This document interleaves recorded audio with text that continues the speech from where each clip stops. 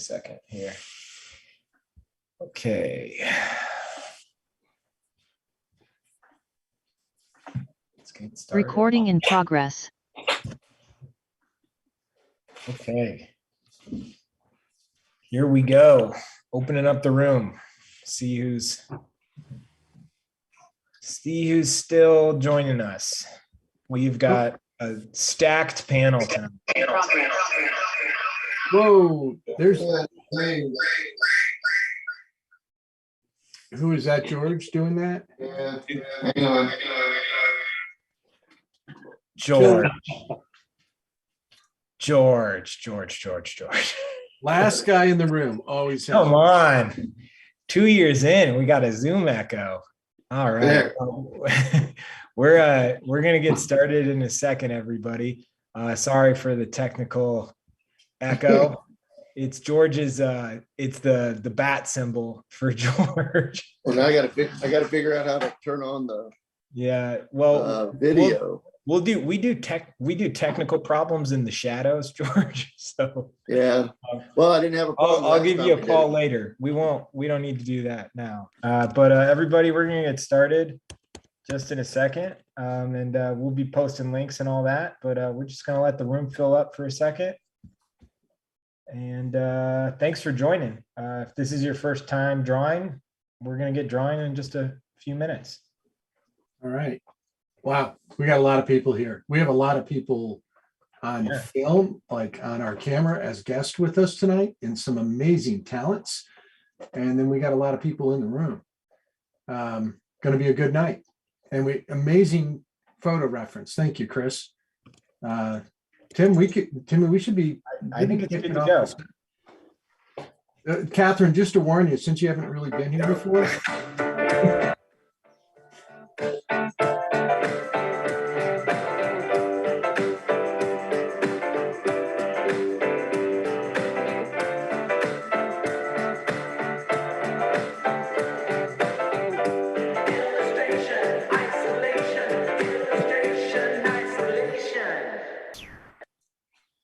All right, little frazzled start, everybody. Well, that's what I was going to warn. That's what I was warning Catherine about. Well, not letting me share my screen, Timmy. You got to kill this. Yeah. All right. Yeah. Well, everybody, thanks for joining us, and this should be an exciting night. All right. Here we go. Hi, everybody. Welcome. I'm going to just kind of go through the list of people to say thank you for joining tonight. So I'll start with Timmy. Thank you for putting this together. Catherine Lamb, thank you for joining. If you don't know, Catherine is just a rock star illustrator. Does a lot of editorial work, starting to do a lot of movie, film work. Just absolutely stunning. Catherine also teaches with us in our mentorship program. Bill Coe. Hi, guys. Hey, say hi, Catherine. Hi. Hello. Hey, thank you for being here. Yes. Okay. Everything's working. Good. Bill Coe is here with us. Bill Coe also teaches with us, teaches a sequential class. Thank you, Bill. George Pratt, legendary comic artist and graphic novelist, great drawer, great painter, great educator, and really great friend of mine. Thank you for being here, George. Chris Payne, CF Payne, probably one of the most might be just one of a handful of most awarded illustrators in the industry. Just an amazing talent, a member of the Society of Illustrators Hall of Fame. I have been very fortunate to know Chris most of my life, since I was about 14 years old. And a student of my father's, has taught with us for the Illustration Academy and has done absolutely everything as an illustrator. Thank you for being here, Chris, and thank you for choosing this photo reference. Don Kilpatrick, past student, great illustrator, chair of College for Creative Studies in Detroit, and just an amazing artist all around. Thank you for being here, Don. Cassandra Loomis Kim. Cassandra was a student at the Academy, went out and developed herself, worked as an illustrator at Trader Joe's for 12 years, something like that, Cassandra, I think, in the ballpark. And then has developed a career as a painter, selling work in galleries, does fantastic work. If you don't know her work, check it out. Following Cassandra is Dale Stefanos, great editorial illustrator, just illustrator all around, teaches with us at Visual Arts Passage. Met him as a student at the Illustration Academy. Absolutely wonderful individual, great talent, and lucky to have him here. Adam Gustafsson, Adam Gustafsson. I couldn't get the name out. You've been rattling a whole bunch of us off. Yeah. Well, yeah, Adam, I'm just there to be a roadblock. Adam, thank you. Well, you're always a roadblock. That's your job. Adam is. We were just discussing last week. All right. Adam's got 34 published books out as a book illustrator. And met Adam as a student many years ago. Ray Bonilla.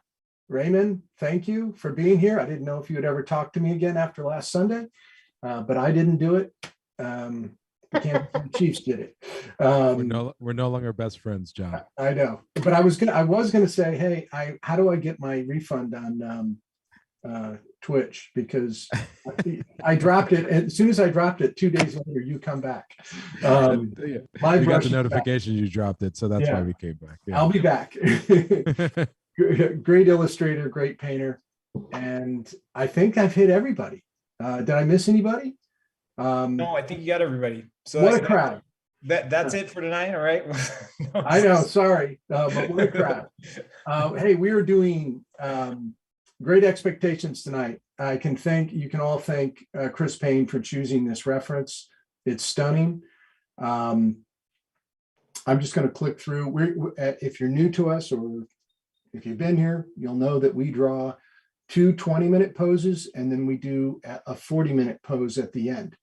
In between, we'd like you to post your work to illustration #illustration_isolation on Instagram. And then we're going to take probably 10 minutes or so to go through the posts at the end. It's a very fun thing to do. And it's amazing to see how many good artists and different depictions that we have of the same reference. This stuff is fantastic. Absolutely love this. This is our way back week. Well, this morning we also drew, and I chose. We also drew Great Expectations reference from it, and I chose a piece of Alec Guinness, and which is Obi-Wan Kenobi later in life, and I think it was interesting. That was his first movie that he was in.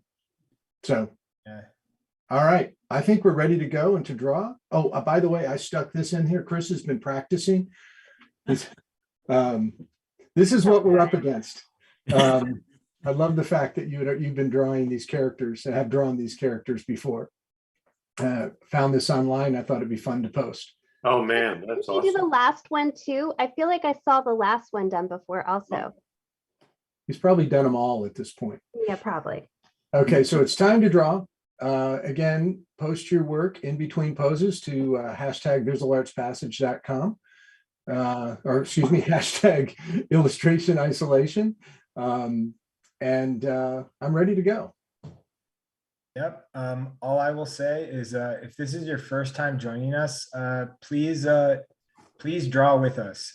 Don't sit it out. It can be really fun. I just dropped a link to the images. So I really hope you participate. Do me a favor and select everyone in the chat and tell us if this is the first time you're joining us and where you're tuning in from. We'd love to know. And then the only thing I will say, because we've got a stacked panel tonight, we do our best not to talk over each other. It can be difficult, but it's really helpful with the transcript, which there are a number of people who really need that transcript to be able to listen tonight. So please be mindful of that. And yeah, let's get drawing.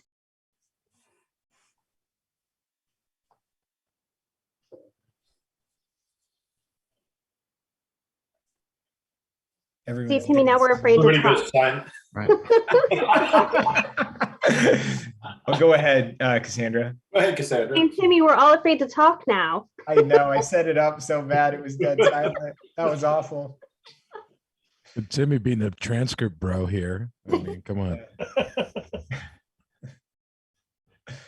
Yeah. Cassandra, John, I'm just gonna so text excited you. we've got so many people here tonight. It's 11. Hey, Timmy, Yes. can you do us all a favor? Maybe walk around the room. Start with Chris, ask him what he's drawing with, and just try to try to be a little educational about this at the same time.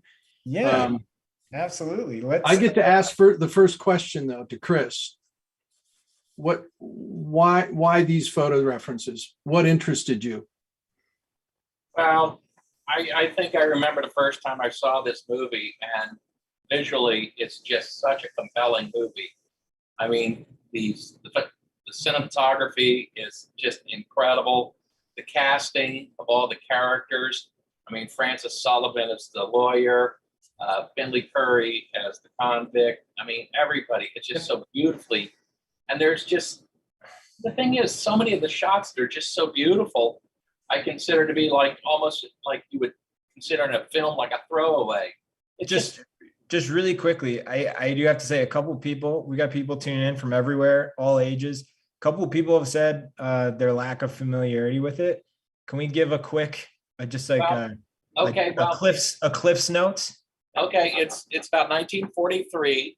David Lean, who is probably considered one of the great filmmakers of all time. I mean, he did Dr. Zhivago, Bridge on the River Kwai, Lawrence of Arabia.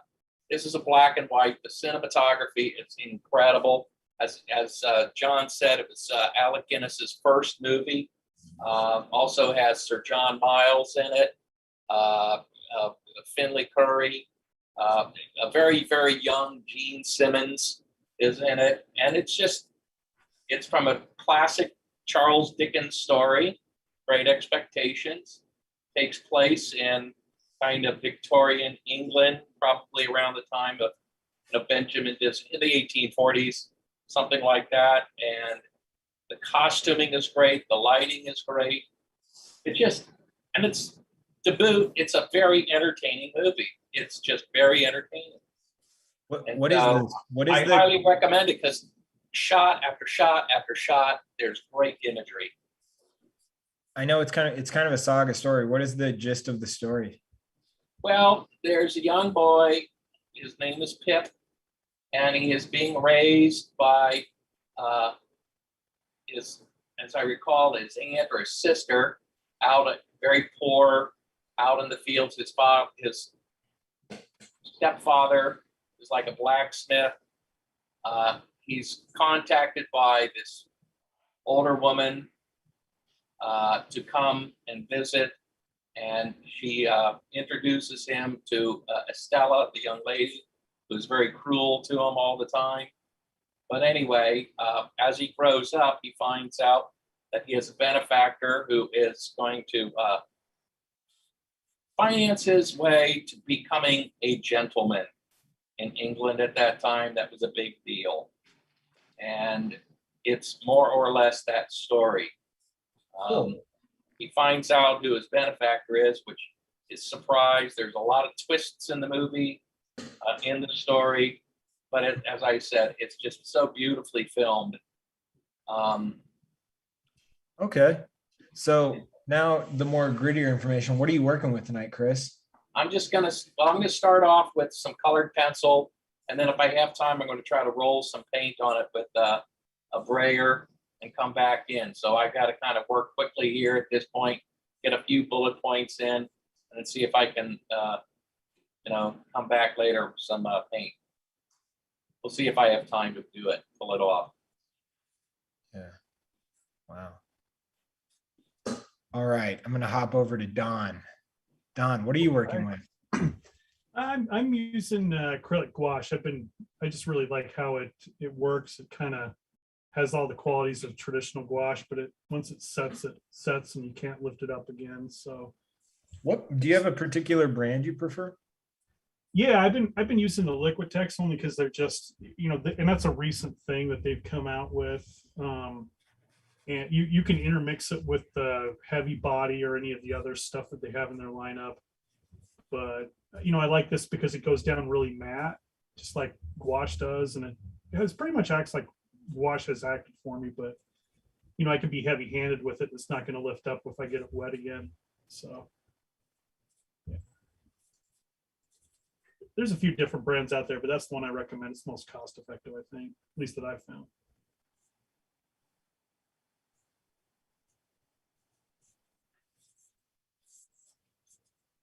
And now we're over to Raymond Bonilla.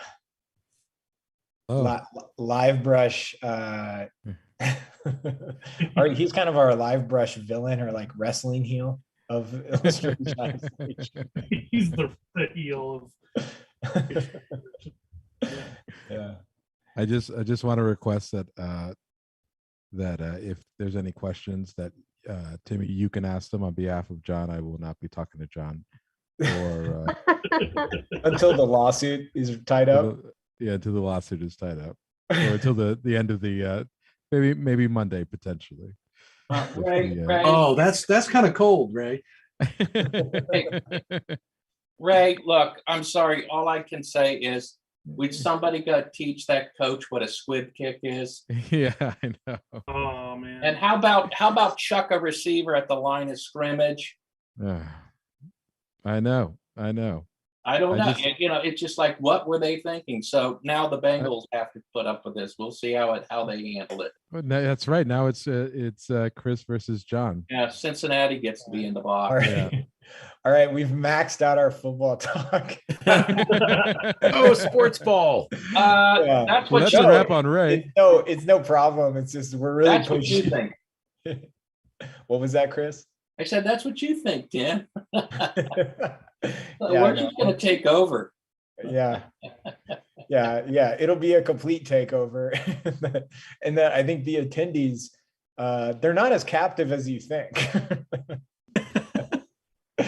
All right, we're gonna stop by Bill Cobb's studio. Hey, Bill. Been spending a lot of time in Zoom with you lately. You drew with us this morning. Are you working with the same materials this morning? Yeah, I'm just working with this little, actually different materials. I was using pastels this morning. I'm using charcoal right now, just this little hard piece of charcoal. And I don't know what else I'm going to use. I might use paint later.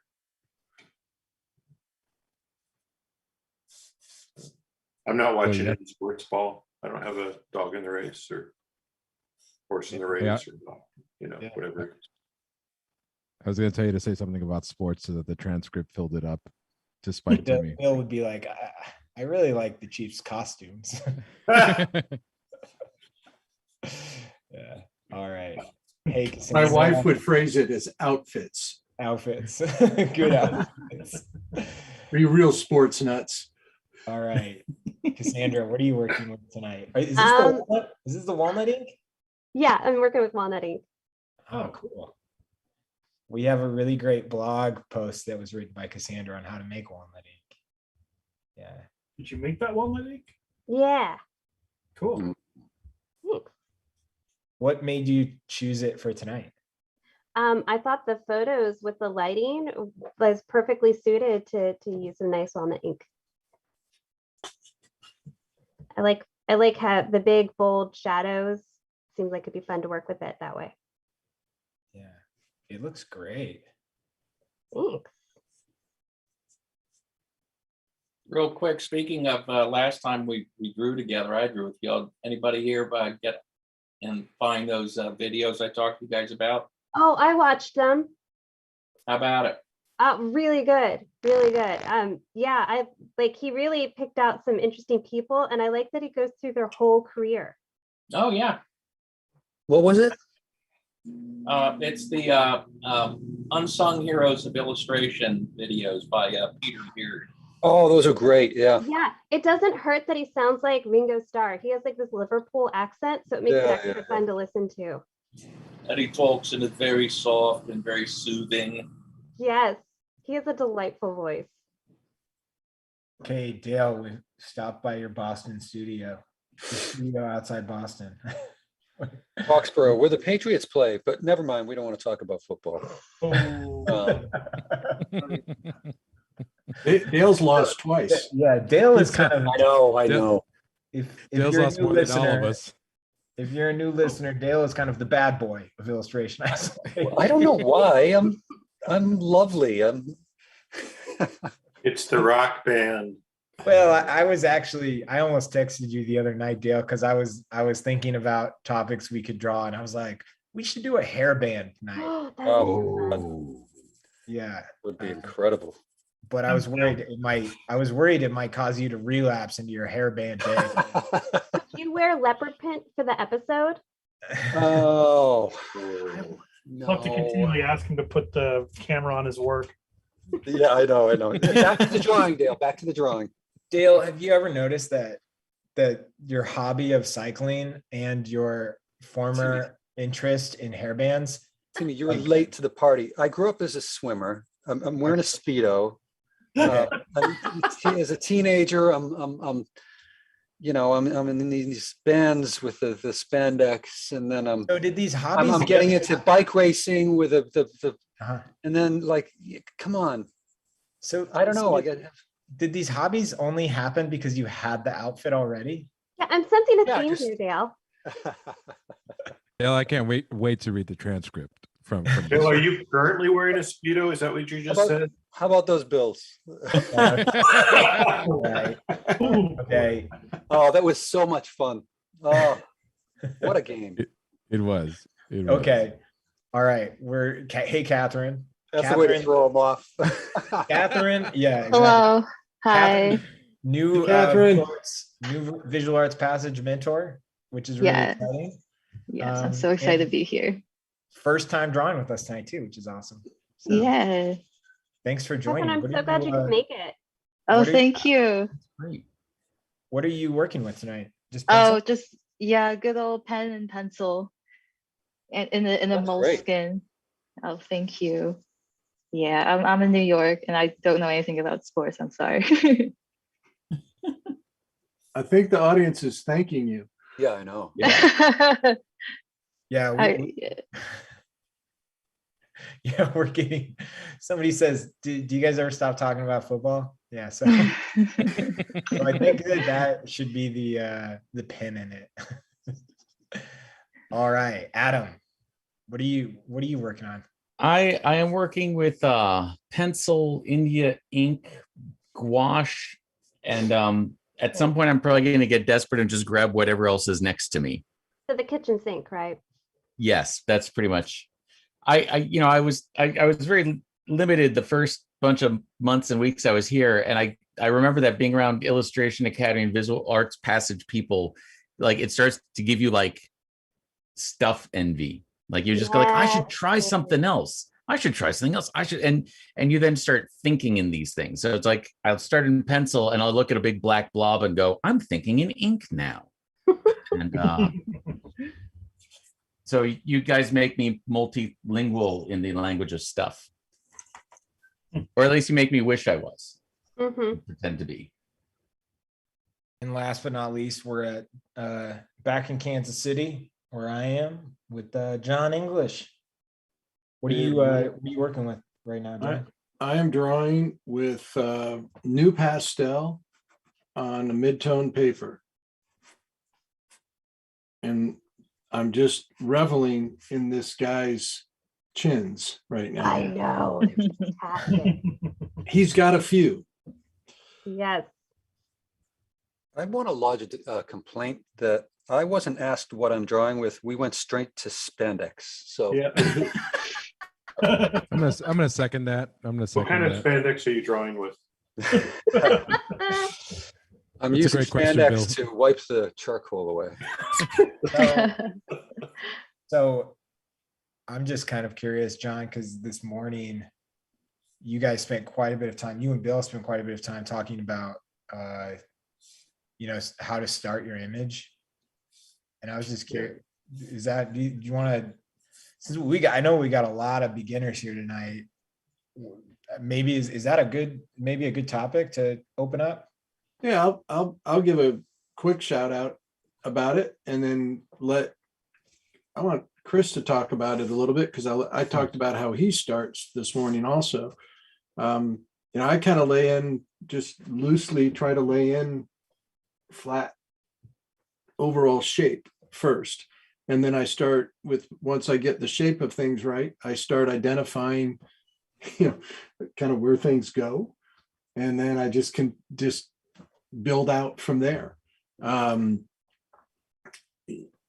Finding, before I get into any render, and I really haven't rendered much at this point, just kind of block things in. Once I get to this point, my next move is I'll probably lose a lot of it by maybe doing this, pulling some values together, and then I just want to kind of create an underpainting, but I have a roadmap of my drawing underneath that doesn't completely go away. And then I'll just bring some lights on top of it after I do this step. But I really try to identify the shape of things first.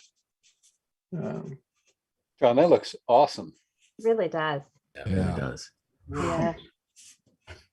Those are some chins worth reveling in.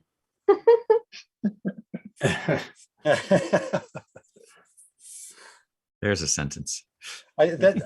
Somehow I think you could work that into your Instagram. What are you calling those drawings? My little self-published book of them I titled Stinkers, and I think that does it pretty well. The little illustrated puns. Yeah. Those are great. They're fun. I became a dad for the jokes. Right. Yep. Thanks. Very often, as you know, becoming a dad makes you the joke. Right. I'm ahead of the curve there. I was gonna say, I'm more laughed at. I've been the same joke for 20 years. Hey, Chris, you want to talk about how you begin things, how you start things? Sure. I'm just back right now. I quickly laid down some color on this. I think the way you mentioned before, you lay down the shape. I try to get the overall shape. Oh, great. I'm low on battery. Marvelous. The idea of getting the shape, the way I look at it is, it's better. You can see it better in John's than mine, because mine's a mess right now. But you define basically what I consider to be the borders, the north, south, east, west of your object, whatever it is you're drawing. And once you define those borders, those edges, things then take place inside. And it's you use those edges as kind of guideposts of how high do the eyes go, where approximately does the nose go, things of that nature. And so you just utilize that as your kind of your starting point. And then from there, you then start defining the stuff that we call on the inside. And it's the shapes. And I start looking at edges. I look on his face where the cast shadows are, the crisp edges, and the soft edges for the form shadow. And so it's really defining the places all based on the overall shape that you've got. If you've been able to define the main features, or the outside silhouette of this guy's head. Chris, when I was talking this morning, I talked about you defining it, doing it differently than I did, because you define a lot of the shape with line, and I do it with flat shape more than I do with line, and then I use line at the end. But it's the same principle. Yeah. And you said, I remember listening to you do a demo years ago. It was the first time I heard anybody refer to as the gesture of the face. and I thought that was so perfect for your work. So it kind of explained how you got to where you get to with the beautiful distortion that you add to your work. Well, the other thing too, I remember years ago watching you and your dad draw, and I came to me that you guys draw like painters. I paint like a drawer. I don't know if that makes any sense. I That think does. you understand what I mean, John. Total sense. And Is there an insult in there somewhere, or is that no? Is No, that, it's I'm just kidding. I'm kidding. just noticing and just, yeah, right, yeah, sure, I'm insulting the way your dad drew.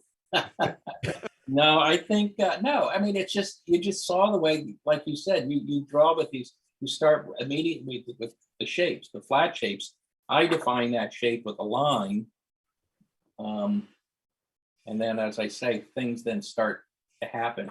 Once I laid this thing here down here, like I'm doing here, now I can, and again, I don't know whether anybody can see his face in there. I don't know whether you can see it, but you know, it's there. Oh yeah. You see it, it's there. This almost reminds me a little bit of one time when your dad drew with or painted and rolled over his drawing with the roofing tar. Yeah, Timmy, can you spotlight Chris's? Yeah, and I was about to say we're wrapping up. Done on with this? first- Yeah, we're I wanna- wrapping up. We are wrapping up on this first image. Yeah.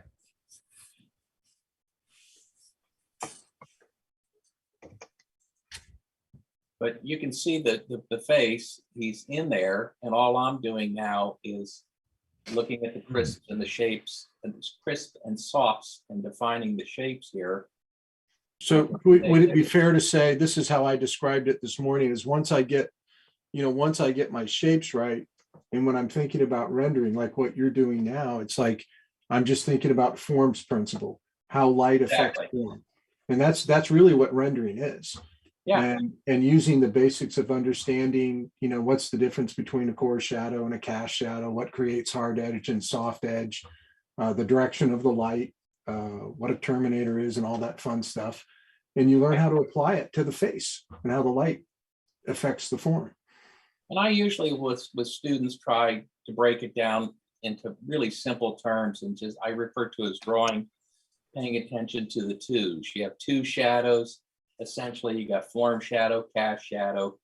A core shadow is kind of a subset of the form, but and then you have two kinds of light. You got direct light, you got reflective or indirect light. You know, and so you start defining things and just keep it simple. Don't try to overanalyze, but you're looking at your reference and you're analyzing, where the lights come, which is direct light, which is reflective light, which is a cast shadow, what's a form shadow, and what's that form shadow defining. And of course, when you're drawing from photography, you have to be a little bit more interpretive, because when you're drawing from life, you can walk around the model or look around the model to help you understand what you're seeing a little bit better. You really can't do that from a photo. So that's why we draw from life. So when we draw from a photo, we've had something to give us a little understanding of what we're looking at when we do draw from photos. It's kind of interesting though, Chris. I learned mostly from drawing from photo reference. And it was, not until, it was after college I had life drawing classes. And so I wasn't, and one of the things as I started to learn more about different types of drawing practices, like like an atelier approach is, you envelope, and then the first thing you do is flatten the picture plane. You flatten out all the shapes, and the photography does that for you. And I think once you understand, you pair those two together, you've drawn from life a lot. Drawing from photography is really easier for me at this point. It's because I've done it so much.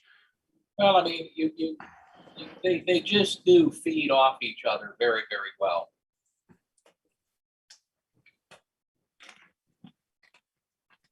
Well, I think we're going to the next pose, and I need to do that. Yeah, so for the next pose, everybody pencils down. I highly recommend, please share your work with us on Instagram using hashtag illustration isolation and at visual arts passage.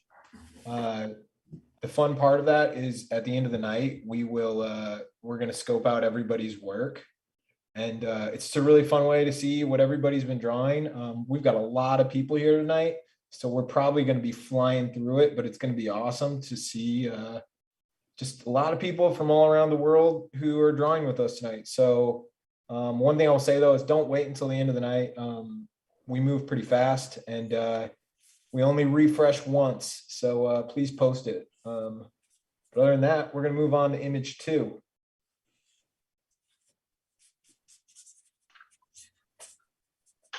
Which one is that? It's this one, Dale. It's, can you see my screen? Oh, yep, thank you. And if anybody has any questions, please feel free to use the Q&A. Actually, Timmy, I think I'm going to sit this one out and I'm just going to ask questions and take a look at the chat and try to be a little bit more involved with the room itself. I don't know where we stopped at. Dale, I know you complained. We didn't. Oh, no, we're done. No, what are you doing? No. I know you complained. Nope. You don't get more of me. I seem to remember like a complaint of some sort. No, we're done. We're good. Are you using powder charcoal also? Yeah, I am. Explain the tools that you're using. It's really interesting. It's these pan pastel. I guess they're actually pastels. Yeah, they're pretty cool. Though it feels like more like painting, and you can get a lot of pigment on there really quickly and move it around. It's very, very active, and it mixes well with the regular charcoal. So it's a nice way to get something down quickly. I don't know. I can't really speak to its archival properties. I don't know if I would trust. Bless you. I don't know if I would trust it. Thank you. Is that someone's cat? Yes. Yeah. Oh, is that Catherine? Was that your cat that we saw last night? Attacking you? Yes. Yeah, cat is aggressive. It's coming in there sneezing and. Yeah, it was the reason why I had to leave. So there was can you guys give us a tips on figure drawing and such? That's kind of what, I approach the figure the same way I draw the face. And actually, I applied what I learned from figure drawing, the way I approach figure drawing, the way that I learned how to draw the figure from at the academy, the way my dad's process was. I just applied it to drawing everything and find the shape of it first. Start from very, very out of focus and bring things into focus. Exactly what I explained about drawing the head. Same thing, anybody else have anything they want to throw in on that? I mean, is George's mic working yet, Timmy? No. Okay.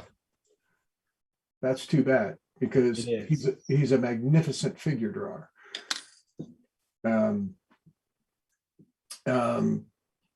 Let's see. Raymond, what are you working in, man? I'm working digitally here. I've kind of essentially done I'm going to show you a drawing, a line drawing, and then washed in a value that's really close to kind of like a burr number, like bitumen.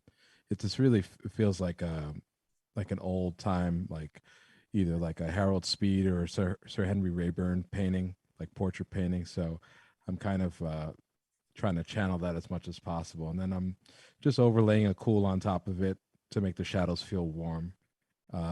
Truth be told, I saw Chris rolling this like dark warm brown. I was like, oh man, I hope Chris doesn't mind if I swipe that idea from him. So basically just working with the warm and the cool.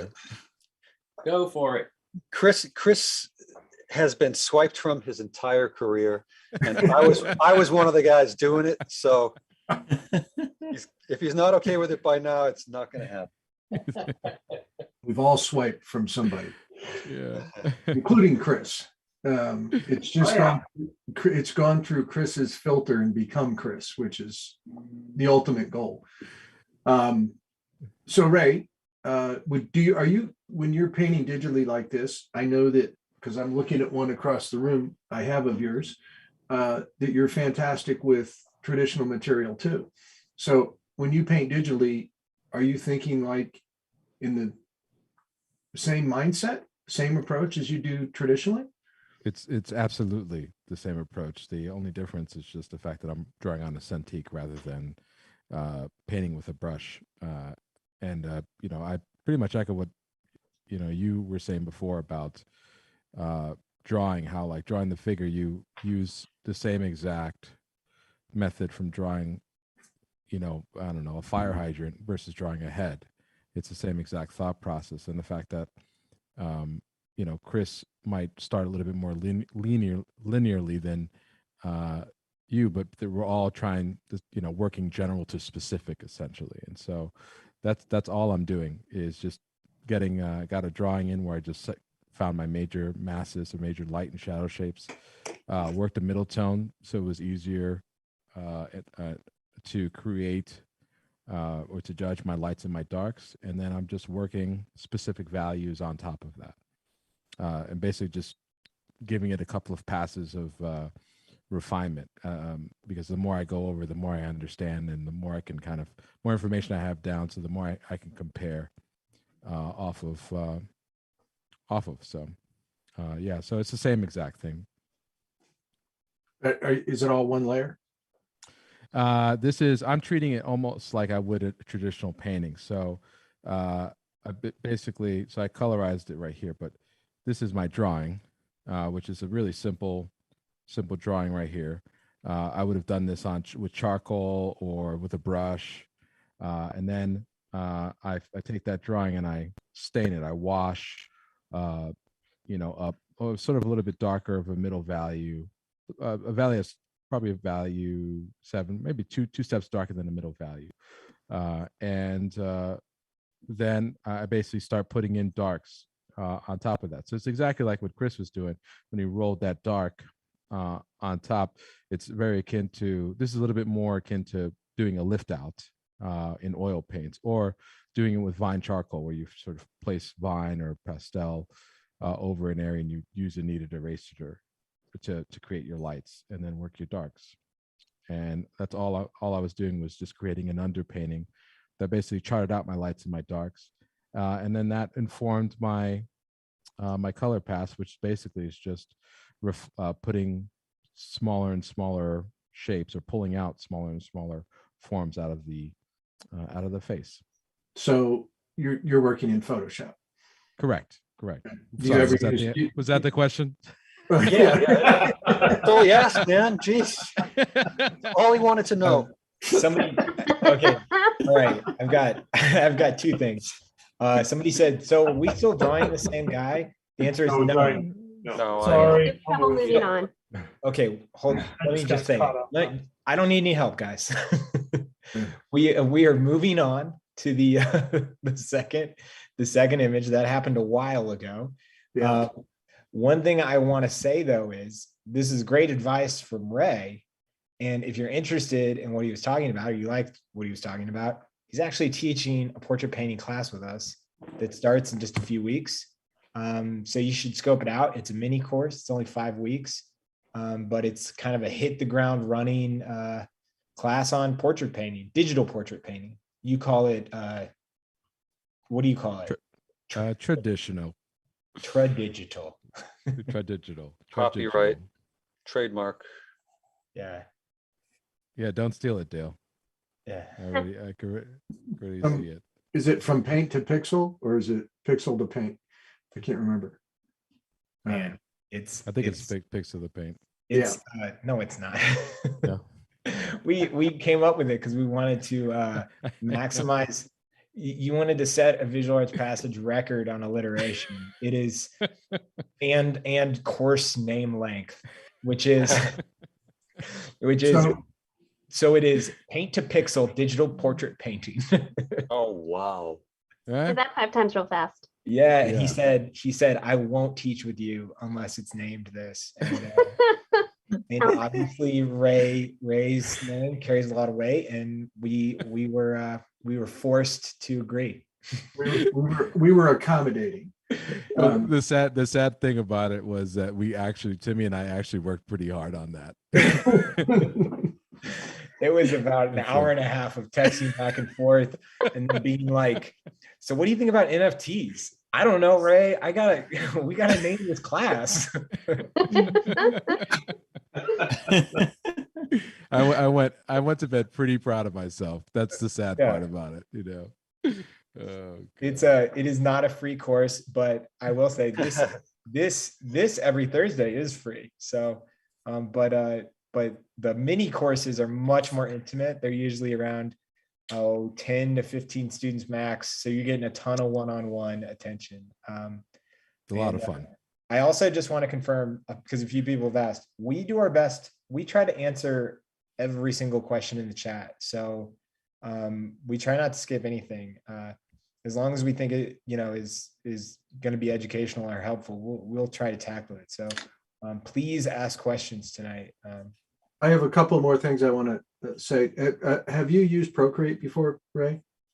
Yes, I have. Yeah, it's great, fantastic program, and really intuitive to work with. You could just work with the standard brushes there, and you get some really nice results. So a lot of my stuff, actually, I've been starting a lot of my stuff in Procreate because I could just walk around my house, or when I'm watching my kid, I can just have my iPad. Will you address that at all in the class, or is it all going to be Photoshop? I have the means to. I usually open it up to the students. If a lot of them use Procreate, then I can basically just screen share my iPad, and we can walk them through the same process. The thing about it is I'm going to keep it as simple as possible, so that really the process is more of a mindset that you have that's medium agnostic. So it's not going to really matter if you have a Procreate, Affinity Photo, Corel, Painter. You're going to pretty much be able to do the same thing in all of the programs. The only difference is you just have to figure out the idiosyncrasies of that program, and you're off to the races. And what brush are you using on Photoshop right now? That's a good question. I have no idea. I think some sort of textured brush. I mean, it doesn't. I think it's some sort of a brush that came with that's one of Kyle Webster's brushes. Yes, it's free. It's one of the oil painting brushes you could download for free. We were actually talking about this last night about brushes. My first brush that I won my first award with was a free pencil brush that I found on a blog. I Googled free pencil brush Photoshop, and I just downloaded the first one. And so, and I want to know what other people feel about this, but the brush for me doesn't kind of matter. I kind of like it because I just ended up using it, but I'll tweak the brush so that it kind of fits my needs. My thinking doesn't change. A couple more things real quickly, Ray. Number one, where were you talking about that last night? I figure I owe you that. Oh man, you're gonna do that? Oh. So was that on LiveBrush by any chance? It might have been, yes. It might have been on LiveBrush. Yeah. You guys need to check out LiveBrush on Wednesday night. Ray and Tyler Jacobson do a beautiful open. Well, it has a small fee to it. It's what? It's a great warm up if you want to attend like a real, drawing event. Yeah. It's the pre-show. It's the pre-show. Yeah, it really primes you for illustration isolation. Is there football talk? I'll give you like a couple sentences, Ray, to explain what it is. LiveBrush is basically just a show that every Wednesdays from 5 p.m. Eastern to 8 p.m. Or 5 p.m. Pacific Standard Time or 8 p.m. Eastern Standard Time, which is me and my good friend Tyler Jacobson. It's a really great illustrator. A heck of an artist. Really good artist. Yeah, it's basically we hang out, we work on different projects. Sometimes we work on a theme, and we just answer painting questions. So we're essentially, we view ourselves as like the opening act. We're basically like the magic show before the matinee, the main matinee, which is illustration isolation. You know? That's nice of you to say that, but I've attended many times. It's excellent. It is. I have cobalt teal now and oil paint because of you guys. Okay, and since somebody just said, how do we access it? Is it through VAP? Yes. Visual Arts Passage. we just to be clear, we own LiveBrush. Now that is the downside. It's the same times as study hall. Yeah, in our program. Yeah. No, you need to change your time, Ray. I'm completely joking. We do not own LiveBrush. But if you are a Visual Arts Passage student and you attend LiveBrush, you're on probation. You're on academic probation. Right. Because that means there will be no refunds. Because that means you've skipped study hall. And so I'm going to, since Cassandra spoke up, Cassandra, let Timmy, can you spotlight what Cassandra? Yeah, absolutely. I'll start doing that for whoever you're talking to. Sounds great. Cassandra, I want to say I loved, unlike Don, I actually read your walnut oil recipe. Absolutely. You mean walnut ink? The walnut ink. Sorry. I could see you didn't remember any of it, but you read it. He didn't say he read it correctly. He just. Thank you, Adam. I hope you didn't mind my typos. Yeah. Post-production. Okay, so what's happening here, Cassandra? I am just laying out basically the silhouette that I'm seeing here. So I just started because I spent too much time on the other one. I was kind of obsessed with the other guy's chins. So I'm just seeing like where the hair is. I'm just figuring out the ear. And so I'm one of those people that I need like to think about the way the head's tilted. So I see the center of the face come down here at an angle. I see the nose here. I see the mouth here. And I'm looking at the shoulders of where they line up. So I'm just kind of laying that all in super rough. So I'll lay in basic shadow shapes. That'll help me later tighten up where eyes fall. And this is a little bit different because Cassandra's usually painting on corrugated board or pizza boxes or right. Does it help that I like made the ink from things I found on the ground? Did you run out of garbage finally? Yeah. Oh no, I've got plenty. I'll be painting on more later. If you guys could see my pile of cardboard.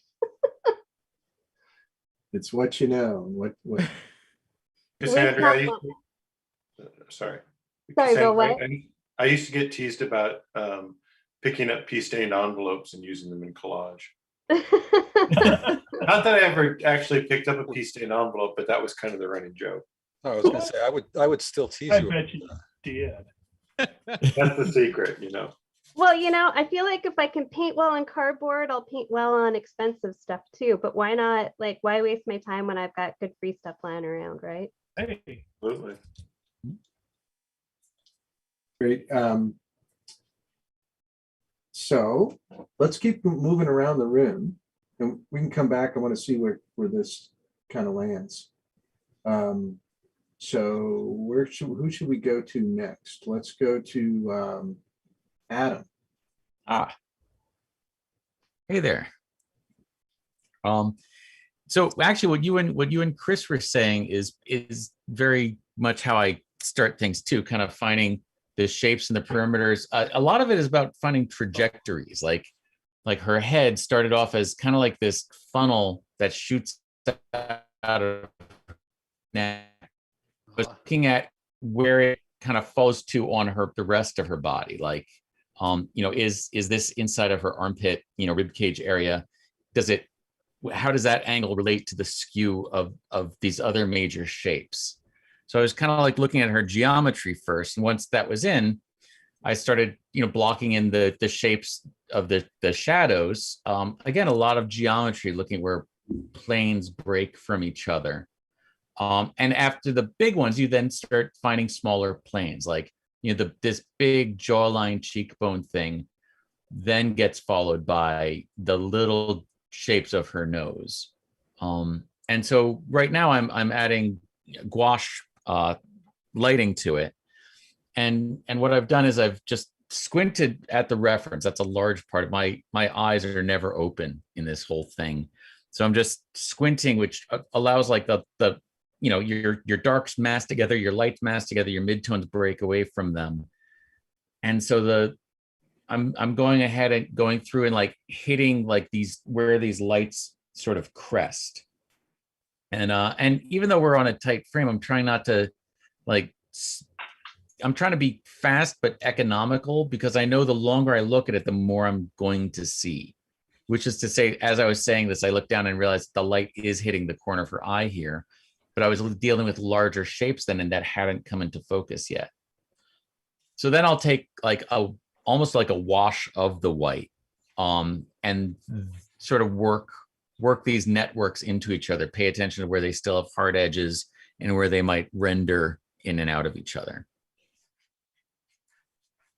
That's my thinking.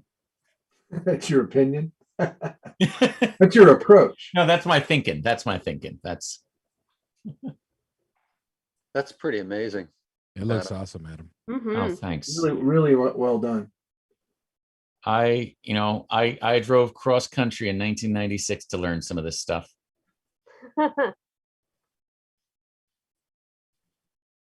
Sticks with you, right?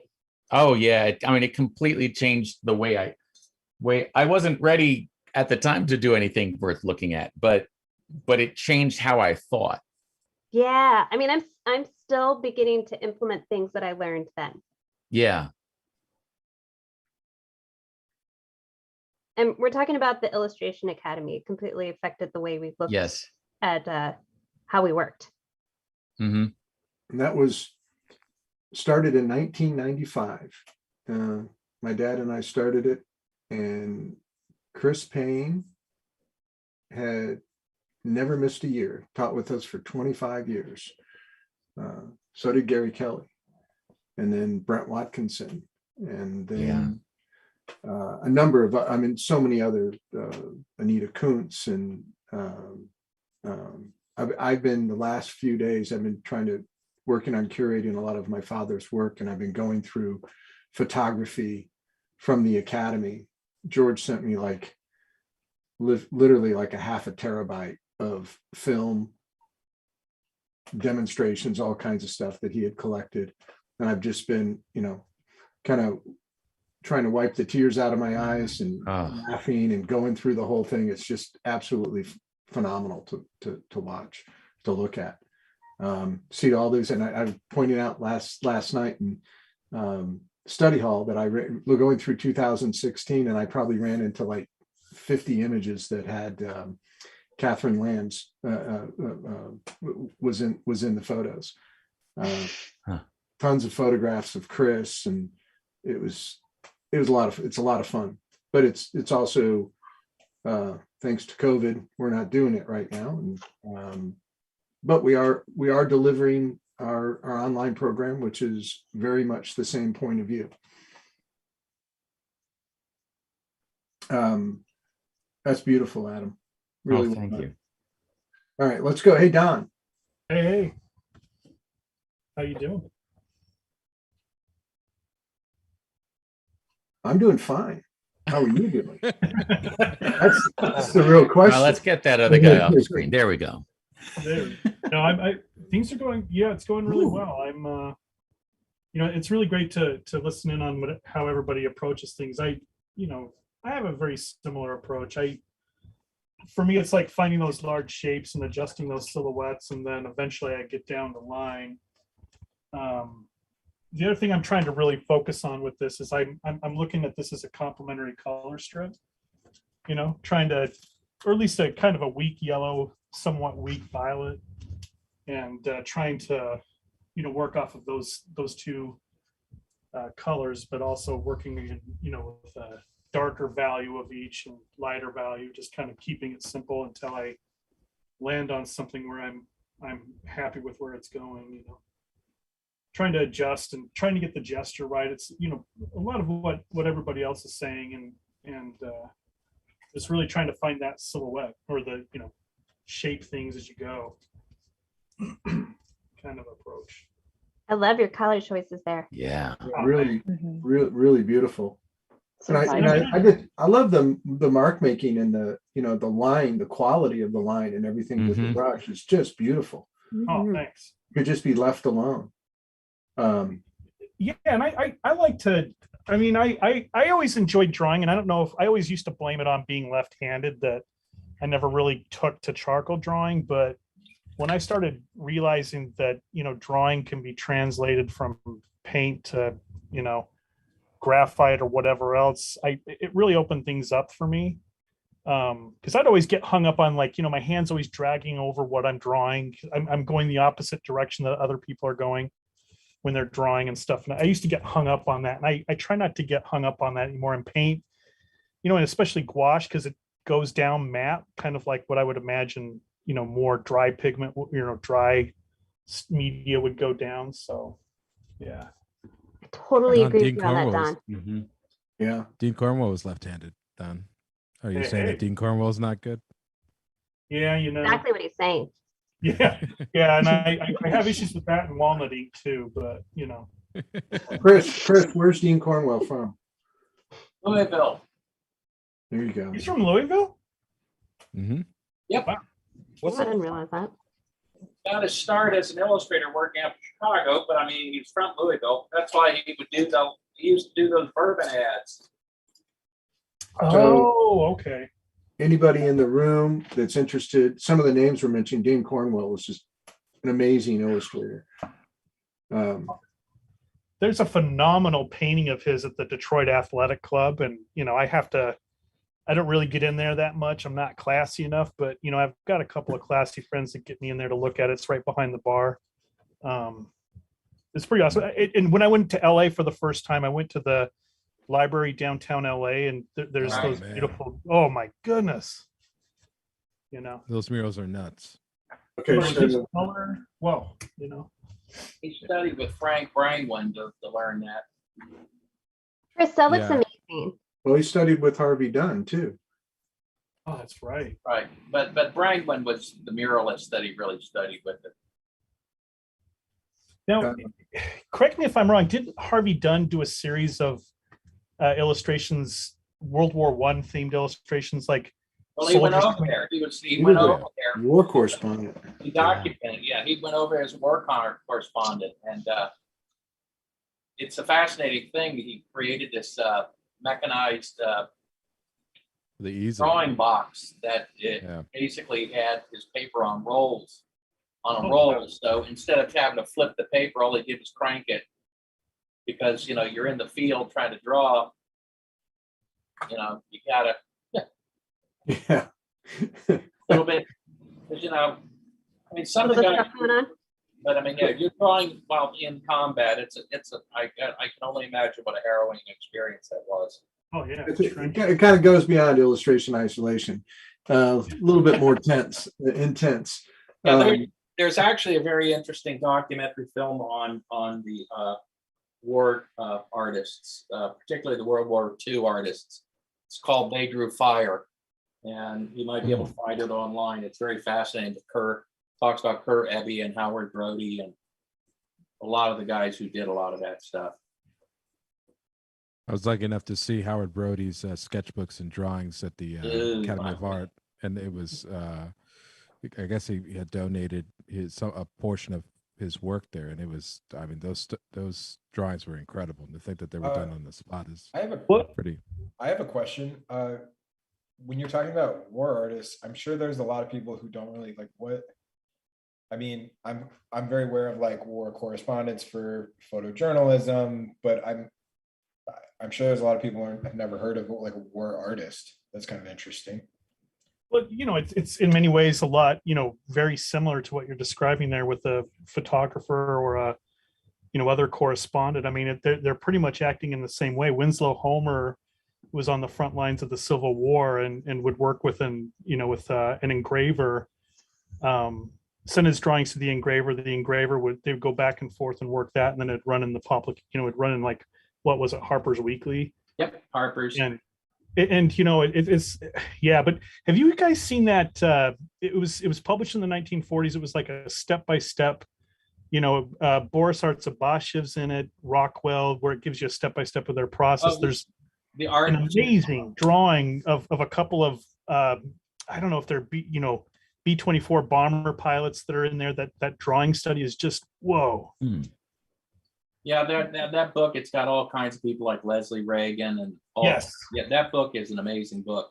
I have a friend of mine who has a copy of it, but I don't, and I'm very jealous. Is it going to suddenly disappear from their house? No. I think it's like 40. It's like either 40 or 50 illustrators and how they work, I think is the title. And you could, I think they were really publishing it somewhere like mid 40s up until like maybe the mid 50s or something is what it seems like to me from what the copies I've seen. But it's really a wonderful book, and it holds up all that time, I think. Well, the thing that drives you nuts is how many of those artists had studios in Manhattan. Oh my goodness. we have about, oh wow, look at that. That looks great, Adam. Oh, I think I know what you're about to say. We are due to move on to the third and final image. Right. We're about to go there. But before we go there, can let's go while everybody's shifting, I want to go to Catherine.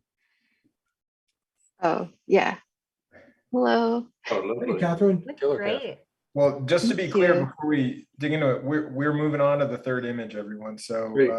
And you have your choice of reference on the third image. You can either do the double portrait or just do one of those two, or you could do what is it? Finley, right? yeah, Finley Curry. Finley Curry.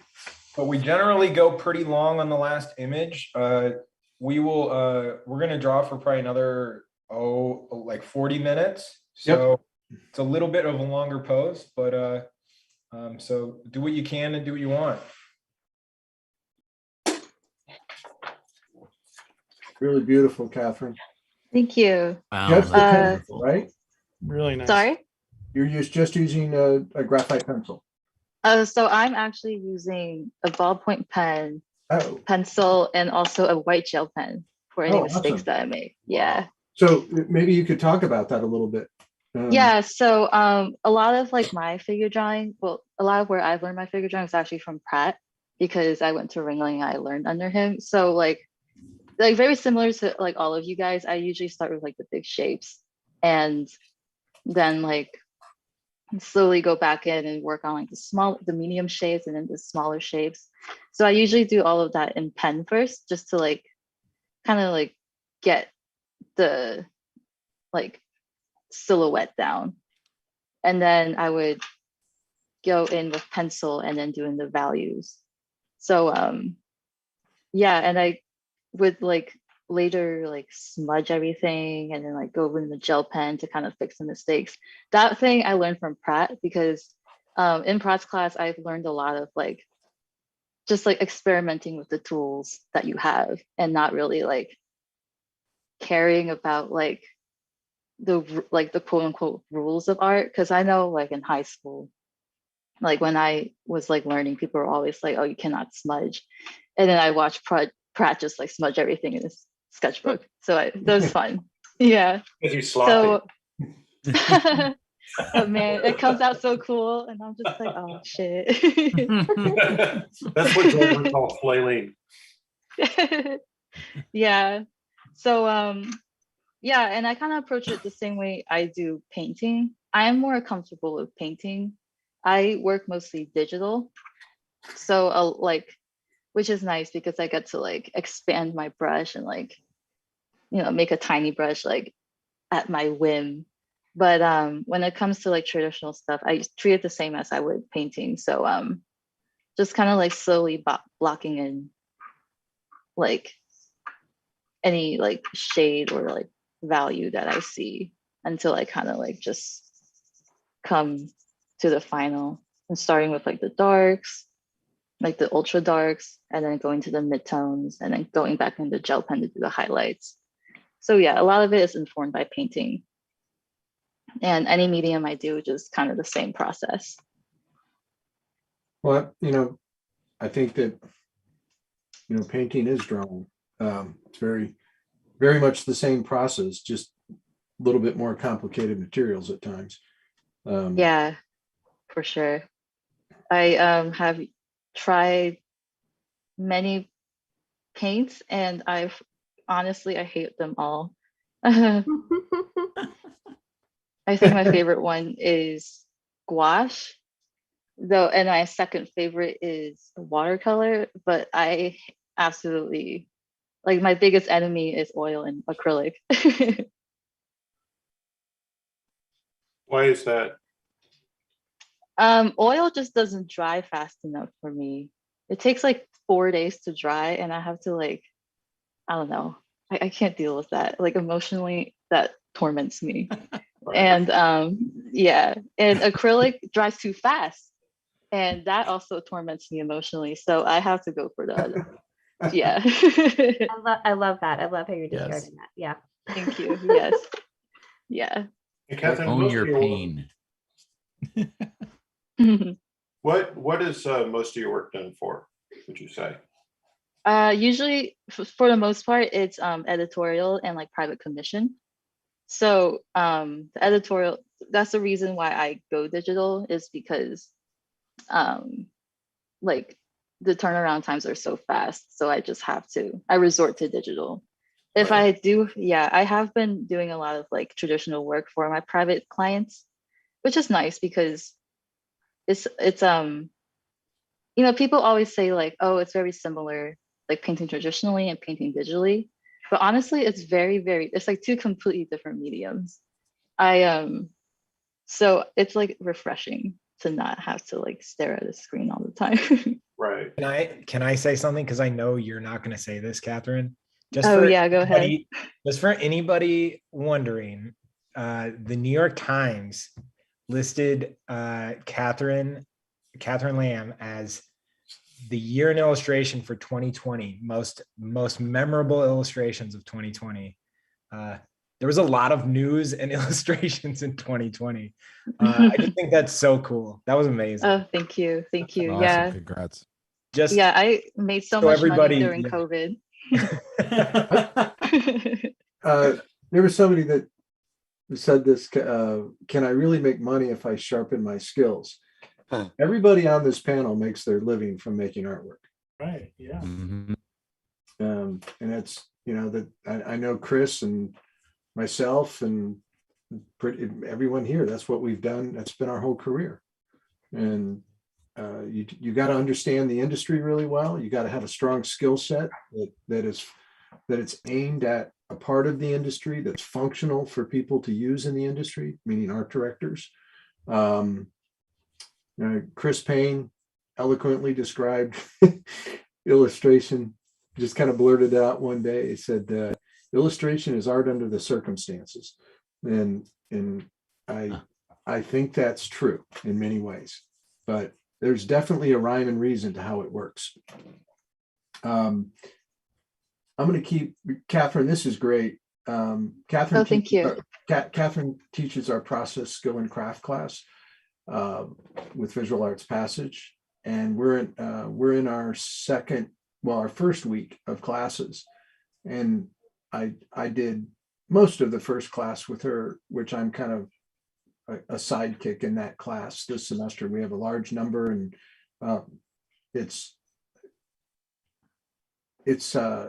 amazing what Catherine's capabilities are. Dale and I were joking about it last night in study hall that, man, she just kind of eases through things that can be very, very difficult for most people. Thank you, John. That's really sweet. Well, it's true. And Dale. We haven't looked at Bill Cobe yet. Bill, what you working on, man? What you working with? Well, right now I'm using some Sumi ink, and it's been thinned out. And earlier I was working with pastel and charcoal, but I'm about to go in on top of this with charcoal. So I've just established the shapes and trying to get the proportions right, just like everybody else, you know. So just curiosity, how big is that pad? Is that 24? 24 by 18. Yeah, So Bill and I both have this problem, and I think it's just because we draw together a lot. The problem is we can't, well, I'm sure he can, but I can't at this point. I can't draw small anymore. But things just keep getting bigger and bigger. I'm looking at the head that I drew in that first pose, and it's 20, just the head alone is 20 inches tall. Yeah, that's huge. Right. So because of that, you know, the freedom in that is that you can use crude materials, you know, and this is a cheapo brush, you know. That's a Cassandra brush. I mean, Yeah. the only thing that would make it better for Cassandra if she found it in the dumpster. If my kids picked it up on the side of the road, then I'd be Mhm. set. Oh, perfect brush for me. You know, it was So- attached to some garbage. Yeah. Yes. Yeah, Oh, it's well, awesome. that'll be our next blog post by Cassandra. Is like how to find brushes in your local. It'll be dumpster. called "Your Trash, My Treasure." I like how I can get some texture out of the brush and kind of get the overall shapes. He sort of looks like the penguin in my drawing right now. It does. Oh my God, you're right. Just draw the Yes. penguin. I love it.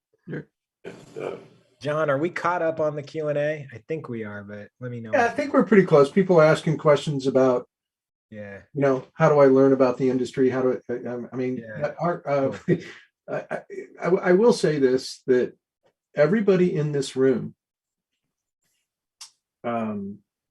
except for Ray, was Here we either an instructor or a student at the Illustration Academy, and which means I'm really proud to say this, that everybody was heavily influenced by my father's way of making art. Absolutely. It is the way. Yeah. Yep. It's how he Only looked way. at picture making. Chris, you know, studied with him before I did, in a much more serious way than I did, you know, because Chris is about 6 years ahead of me in life. And I met Chris when I was 14 years old, when he was studying with my father. You know, so there's a legacy here and a kinship to all this. But the thing that I have to point out is these are all professional artists. These are all people that have devoted their lives. They're serious artists. They've devoted their lives to and they make their livelihood from their artwork. And that's not an easy trick. It's hard to do. You have to, I mean, it's a competitive business, but it is that. And there's rights and wrongs in the business. There's, you know, being smart about it, understanding it. Our educational programs have always been this. It's always been, how do we help you start your career? To give you the information. I mean, we are not a complete package. I mean, we don't have a liberal arts component. But on the art side that relates to the industry, that's where our focus is. And you know, Dale Stefanos teaches a class in that is called the portfolio development class. And it's really about designing a portfolio that would be effective in the industry. And, you know, you have to have a couple of things. You have to do it with personal voice. It has to feel like you made it. It has to be the function of where you want to work in the industry. So it's, and it's really calculated. And it's, you know, artists generally don't do a great job of thinking about outcome. They do what they like. And I think that we've done a really good job, and the artists in this room have done a really good job of practically looking at, how do I take this skill set to where it's usable for somebody? Anyway. If I can add one thing, I mean, I don't know whether everybody in this room, but I know for myself, I initially didn't get into this to teach illustration. It just so happened, when I got asked to teach an illustration class, I was 100% focused on just trying to be as good an illustrator as I could be. But when the opportunity arose and I accepted the position, I said, okay, then I have to do this well. And I don't know about you, John. I mean, I think for the most part, most of us have spent the first portions of our lives trying to be as good as we can be as illustrators. And now that we have the opportunities to teach, we're just passing on the tools of success that we have learned along the way, either from other illustrators or from our own personal experience. Yeah, I think paying it forward is number one. It's makes you feel good. I mean, absolutely. This is a free event we're in right now. I donate, dedicate a day out of the week to this, at least for that purpose. Of having community people can go to, people can ask questions to professional artists in here. Dedicate our Friday mornings to wondering if we said something stupid on Thursday. I never wonder. It's not a wonder. It's like, what did I say? Yeah. And Adam, we're aware. Yeah. There's too many people here that typically work alone that are suddenly talking together to not expect several foot in the mouth situations. Yeah, this is I think we set a world record for internal monologues gone outy. I was gonna say, Ray, that's kind of cool. You're the only non-academy person, which makes you kind of like, does that make you the control group? I thought John was gonna say that I was the only person here whose football team didn't win a Super Bowl. But, I was gonna say. So my thought was, we were like, yeah, we sent the Ray, let it go, man. Let it go. We sent the 8 other artists to the academy, and then we gave Ray like a Mento every day. Is there placebo? 10 years. Yeah, we gave him a placebo pill. Yeah, you know what, Ray? I wouldn't. It worked. Timmy, I want to point out that Ray teaches in our visual arts passage program for a reason, is what his capabilities are. I wish he's one of us. He just didn't. We just didn't start with us. Yeah. I'm tangentially related. I mean, my mentor Bill Mon studied. Was part of one of the first groups Illustrators Workshop. Illustrators Workshop, yeah. So his heroes were your dad, John, Bob Heindel, Fred Ottness, and so he would talk about them all the time. So I've been studying their work for decades because of that. Here's a question. I want to tackle some of these questions because I know some of them will come in and we'll run out of time. And I don't know if the bench is stacked correctly for this question tonight, but maybe we can tackle it.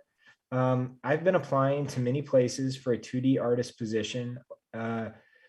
Over years, is 3D these days mandatory? I feel like I'm just missing something because I feel like I still haven't gotten my foot through the door.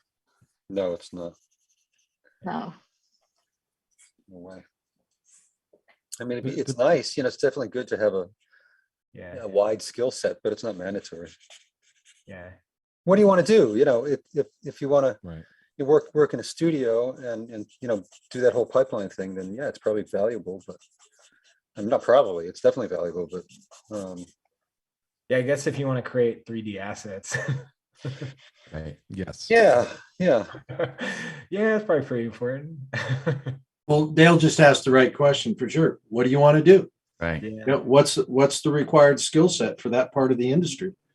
I've been saying this quite a while, and I say it all the time, and I apologize to the people that have heard it so many times, but you got to identify where you want to go in this business. You got to really understand the industry, understand the skill sets you need, knowing about the industry is just as almost important as your abilities to make the art. and it has to be functional. It's gotta serve a purpose. That doesn't mean you don't get to do what you most want to do. I think that you have to decide, you have to make the decision as an artist of what you want to do first. And there's places, I mean, there's so many different outcomes in this business. And you'll find a place that the type of work that you want to do is relevant. But I think you got to stick to your guns and do what you want to do, because talent is not the driver. It's wanting to do it and to work, to compete against the people in this room. They're really passionate about what they want to do and what they do with their work. Oh, sorry, I'm sorry. I was going to say, this individual said that they want to work in concept art, which I wish we've got the bench stacked tonight, but we don't have Lake here, which he would be perfect for that question. John, have you ever heard him chime in on something like that before? Yeah. Well, what did he say about 3D? Yeah, about like the necessity of 3D as a concept artist. Like, is it? I mean, he doesn't do 3D, does he? He understands 3D, okay. I think that a lot of them feel like that. Number one, John Neimeister, Taylor, Vivian, Lake, everybody that teaches in our concept program have said learning 3D has helped them with the way they draw in that part of the industry. And they, not even if, they may not be totally efficient, as modelers, but just the attitude and the point of view of how they draw and develop characters in that industry, 3D has been very helpful to them. And yeah, because you're gonna have to know when you hand off, even if you're just designing something, if you're gonna need to know what the modelers need from you. Yeah, Right. I worked in Netflix for a bit, and the whole reason why, like, it is not required, but it is helpful to know 3D is because the models will use your illustration to create like the 3D environment. So, like, if you don't know, like, if you don't really have like the 3D prerequisite, then it like ruins the modeler's life, because like they have to like. They don't really have the blueprint. You're basically making the blueprint for them. Mm-hmm. Yeah, it's got to be built, and thank you, Catherine. That's very helpful. Yeah. It's like you said, John, it's got to be useful for that industry. Right. I think too, a better answer, not a better answer, but a good answer for that is one that I think John Dale addressed in the portfolio class, which is identifying not only the people you want to work for, but who's working in that industry, what skills do they have, what are they doing, and being really honest with yourself about your own skills, where you need to grow. It's you have to know what the people you're talking to are looking for, and in an industry where art directors run the industry, it's what are those art directors looking for, and that's what this program is geared towards, is helping. Yeah, I don't know, my attitude was always, and I'm not saying I've done everything right, but my attitude was always to know as much as I possibly could going into a situation. I went into editorial, so I didn't just learn how to draw and paint. I was really extremely familiar with all of the issues, with what was going on in politics, in pop culture, in like the business world. I could go into a place and talk to anybody about pretty much anything, just really because I'd read 3 newspapers a day, and I just thought that was really part of my job as an illustrator, to be able to kind of, if somebody calls and needs an illustration of some football players, I at least know who they are, and I can bring something to that. So if it's a question of is it mandatory? You know, it might not be mandatory, but ask yourself if you would be more useful if you had that skill. Yeah, Good absolutely. answer. Yeah. Because we can start, that's a great answer, Dale. Thank you.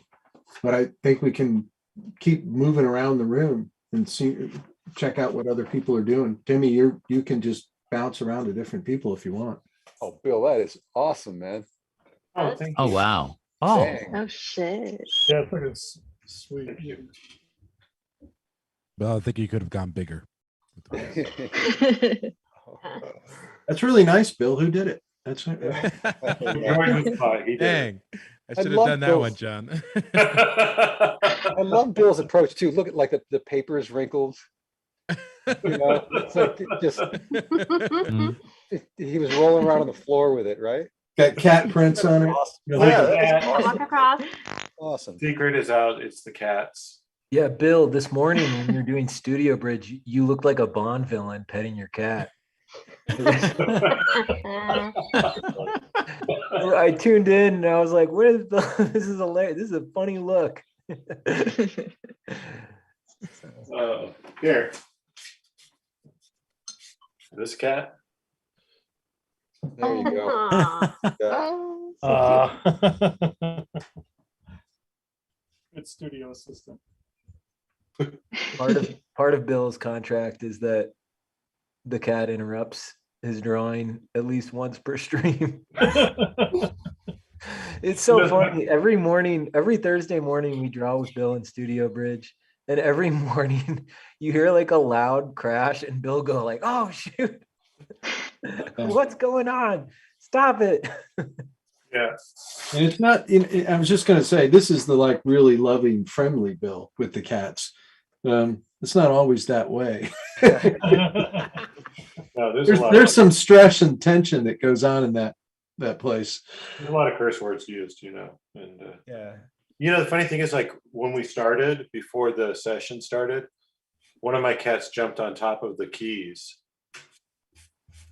you know, right in front of the camera. So if you go back, you'll see that. Which someone asked earlier, I'm going to not make this too heavy of a sales pitch, but if you like drawing with us now, and if you enjoy just hearing artists talk and want to learn more about what they do professionally, you should definitely check out Studio Bridge, which is it's definitely the most affordable product we offer. It's really cheap. Right now it's $39 a month. And we draw every Thursday. You can tune in and draw with us in the morning. And then we do every Monday, we feature an artist as our artist spotlight. We get one artist and they come in and just kind of share what they do professionally, which quite a few people on the panel have been involved with that. Dawn, Catherine. Yeah. Dale, if I can ever get Dale to commit to a date, he's going to do it. We're fighting on the money right now. We're And the spandex, don't you lie. Yeah. No, we're fighting on the teams we can talk about. That's right. Yeah. it's got to be during baseball season. The writer is huge for Dale. So Yeah, I've got my no brown M&Ms. Here, somebody said, this is my second, this isn't a question, but this is my second week and there's a big learning curve. What do you, I mean, what are your thoughts? How would you cheer someone on? That's Coming it, back. it's good. It means you're in the right place. Right. I know that sounds flip, but I mean, like, there should be a learning curve. You know, it's and you know, 20 minutes to get a finished picture. You don't, in a way, like the people who are in here, you know, on your screen are kind of an inspiration. You can kind of follow what they're doing and how and why. But you know, that's like we're all used to, like, for a living, people asking us to do big things in ridiculous time frames.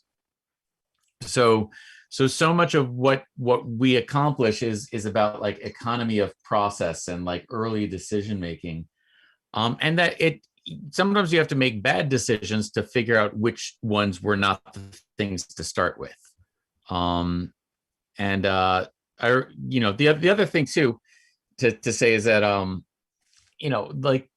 good drawings don't actually they don't just show up as good drawings. Good drawings are the ones that you start and then you fix them, and eventually you get a good drawing. But except for Chris Payne, who actually just starts with good drawings. Yeah. But the rest of us, have in between camera focuses usually have like, I don't know. I'm going to speak for myself. I always have like 3 faces under the face that's in the final picture. Oh, sure. Yeah. Mhm. Hey, And, I know it's probably already been mentioned if I wasn't here. Has anyone been watching the Beatles, or did they watch that Beatles Get Back? I've Absolutely. watched 5 out of 8 of the hours. That is such an amazing example of the artistic process. Yes, it really is. Yeah. Yeah, I was so like, I'm mesmerized. And what I really love about it is like they were just finally sort of getting Let It Be, right? They kind of had it, they had the framework in, and then they started with the background vocals, and it was awful. And I turned to my wife and I was like, this is incredible. The Beatles are terrible. Terrible. And it's very similar to what Adam was just talking about with there's a lot of mostly bad stuff that you work your way through to get to the good stuff. And you just have to accept that it just takes a little while, and there's a lot of I don't know about you guys, but for me, it's mostly really bad looking work until kind of the last second when you're like, okay, well, nailed that one, I guess. Right.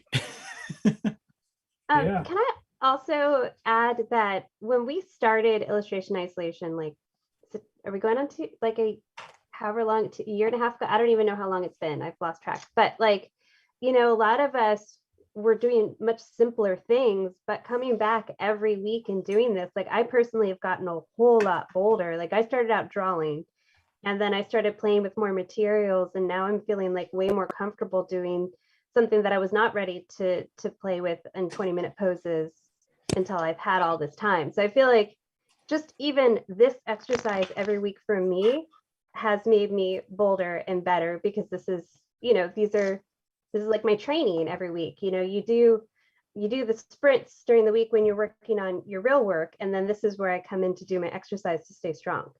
Yep. Yeah. Absolutely. Push-ups and sit-ups, man. Yep. Yeah, that's a really good point too, because I'm suddenly going, oh yeah, when I started doing this, I was working in a 6x9 sketchbook with a pencil. Mm-hmm. It was little, and it was gray paper so that none of my mistakes looked egregious for the moment, And yeah, you're right. It's going to this little private gym that we've all got here right now. Over and over and over and over again. And I guess the other thing, and then I'll let someone else talk, but two is, I think as a student and someone with a learning curve, sometimes what we want is if your victory is like the size of a quarter inside a picture, that's okay. Like an amazing ear on a bad picture, an amazing composition where the face doesn't make sense, an amazing, piece of brushwork where you figured something out and connected with it in a picture that you were fighting everywhere else. Those victories, they just get wider the longer, the more work you do. And there's an element of quantity making quality, and that Thursday night is a good place for building up quantity. Amen. Absolutely. Dale, Hey, that documentary is called Get Back, right? Yeah. Me and Alice were talking about it this morning, and Alice was like, what I can promise you is everybody in that documentary was dehydrated. And if you look at it, she's like, you don't see a drop of water. That is so true. Time. That's also the time period. It's like tea, beer, and wine. Yeah. Right. Like you're like, God, everybody needed water. I love that you're watching. Really, it's Yeah, God. again. John, I said you're like, John, you're thirsty. You don't need more beer. Oh, I love that. Like you're watching some of the most incredible music of the 20th century Yeah. being born, and the takeaway is dehydrated. Yeah. Hydrated die, Dale. You know what? I might just stop drinking water with that observation. Dale. Exactly. Dale. Yeah, I found the key. Dale, it's just that they were all, they were all so tight, but they didn't have any, they didn't have a hydro homie within Can you the imagine Beatles. if they were hydrated? What would have become of them? If They all would have been Engelbert Humperdinck. Yeah, they might have made some of themselves. Amazing, financially secure, but we won't be talking about them. Right.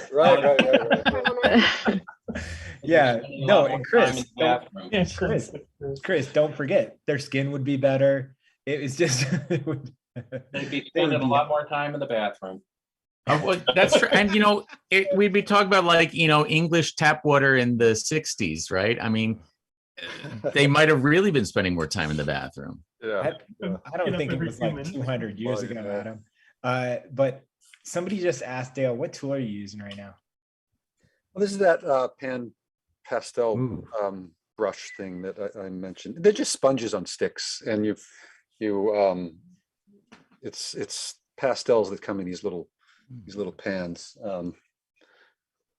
It's you can get them at Michael's. They're pretty cheap. What's the brand? That's literally the name of the brand is Pan Pastel. It's can you see that? Oh, okay. Yeah. Oh, okay. Yeah, I see. Yeah, and they come in all different colors. I just use the black. Dale, I got one more recommendation for you because somebody just mentioned it in the chat. I listened to Mark Maron's podcast, WTF. I listened to it pretty religiously. He just interviewed Peter Jackson. Yeah, I heard that. Oh, you listened to it? Yeah, it was excellent. So good. I loved it. Yeah, it was excellent. Yeah, it's so this thing was an accident because he Peter Jackson was in London to consult with, what was it, the Beatles, that exhibition that was going around. They wanted to do some VR or something, and someone was like, there's still a bunch of unused, edits or whatever. Yeah. Yeah, if anybody's into this at all, I would suggest that episode of WTF. That was good. Well, this is like the 5-minute warning, everybody. So tie up your drawings. The panel's probably going to draw. They usually draw until the last minute, but right at 5 minutes, as an attendee, you really got to post your work fast so you get on the grid so we can see it. So seriously, thanks for the cool reference tonight. This stuff is so fun. Yeah. Loving it. Oh, Chris. Thank Are we you, doing? Chris. Yeah, I got more. I've sent John more stuff. Well, I want to see more. John, are we doing Cassandra's Peacemaker next week? We can. Yeah, sounds good to me. I love it. Yeah, anybody in the audience been watching Peacemaker? I've watched. Oh my gosh, it's just so funny. I laughed so hard. Okay. Not appropriate for children in any way. Yeah, it's if you don't like violence or vulgarity, it's not your show. It's very Cassandra. It's very Cassandra. Hardcore. So violent and vulgar. It's very Ray after that football game. Oh man. Gosh. Guys, I'm in love with Eagly.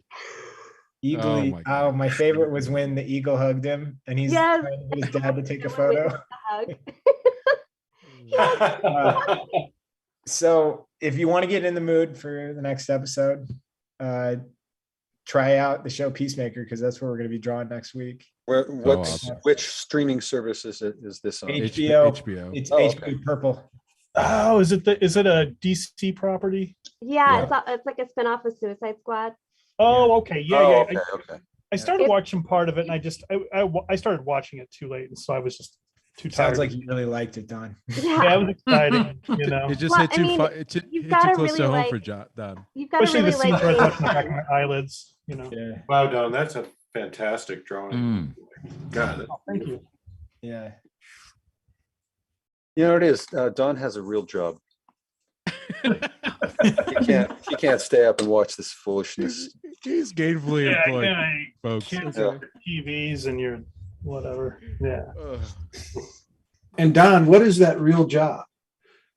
I'm the chair of illustration at the College for Creative Studies. Wow, what an adult, huh? know. AKA fancy pants me. And so, but and it's been great. We're going back. We had to start this semester remotely, and I'm sure a lot of folks are in that same boat. But we're going back to in-person classes starting next week. So I'm super excited because I'm teaching a painting class, and it's going okay, but it's much better not going through this box thing. So. Oh, those prints you're doing, man, are so good. Oh, thank you. Oh, I get so excited every time those show up. Oh, so good. Really good job, Don.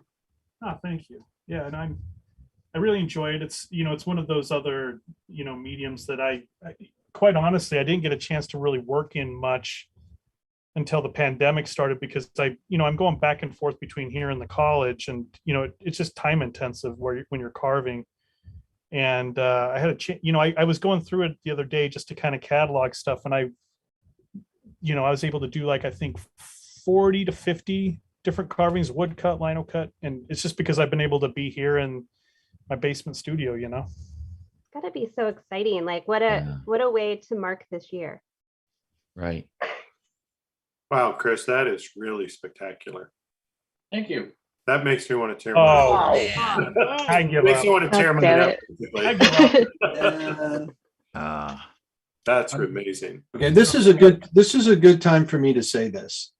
And obviously Chris is our leader. But I'm in the room with some of the best people in our industry and some of the most talented people I know. And if you're watching this and you feel like these people are really good, I'm feeling the same thing. These people are really, really good. They are rock stars in our industry, and thank you all for doing this and being here. It makes me feel good, and I love the fact I know you. I love the fact that I like all of you, and it just amazes me that I can go to a room. And it would be like if I was a basketball player, I'd be hanging out with Michael Jordan and Charles Barkley and any other sports analogy that Dale or Ray wants to make. But these are literally some of the best people in the world at what they do. So needs to be said. On that, look at what Catherine's doing. It's just fantastic. Oh, thank you. That's spectacular. Oh, wow. Nice. Holy Toledo. You know what? Nobody did the same image I did. Spotlight Catherine's. Yeah, well, that's what I was gonna say. Since it's the end of the last pose, John, I know you're gonna move to Instagram. I want to tell everybody, please post your work to Instagram. I'll share the information in the chat. Or Bill, could you do that? And please share your work with us. We're gonna give about 3 minutes to post. Using hashtag illustration isolation and @visualartspassage. And during that time, I'm going to do a little tour around the room. We're going to look at everybody's work. Oh, I turned my camera off, the other one off. So okay, that's all I did. So.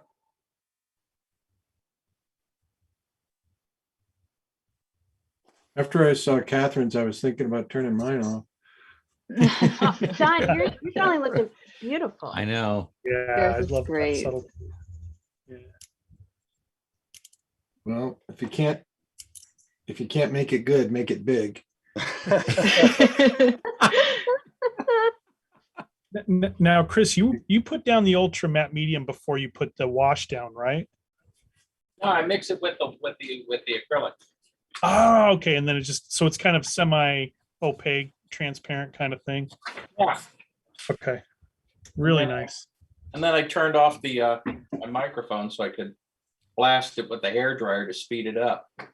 Yeah. Hmm. Great. Catherine, that looks like one of Baron Story's drawings, which is Oh, I love that guy. Oh, Yeah. a high compliment. So Yeah. Wow. Thank you. Love the line Thank you. quality on her hair. There is that outline is really Look great. at that. Oh, thank you. Yeah, beautiful, Catherine. Thank you. This has been so fun.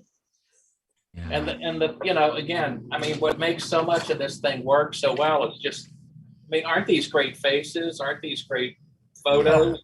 Oh, mean, yeah, totally. It's just, yeah. The Yeah. light, the silhouettes, they're all amazing. Yeah, it's all shapes waiting to be discovered. Yes. I Right. challenge people in the room, go look up like Norman Rockwell and look at the reference that he used. And you look at it and go, oh, it's a great reference. But then look at what his figures turned out to be. What he did, the difference, how he changed it. Oh, yeah. I'm Hey, seeing Chris. that same thing with Chris. You know, Chris, it's show like, us your work. You moved the work out of the screen. Somebody just said, CF Payne, OMG, so effing cool. Chris, pull your artwork back into frame. Sorry. Oh, that's good. there you go. Wow. Can you rotate it? Oh, it's Look at gorgeous. that.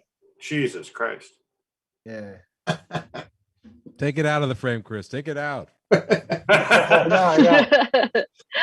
Get rid of that. And Lee Curry, what a face. Let's hey, go to Ray's. I want to see Ray's. Yeah, let's check it out.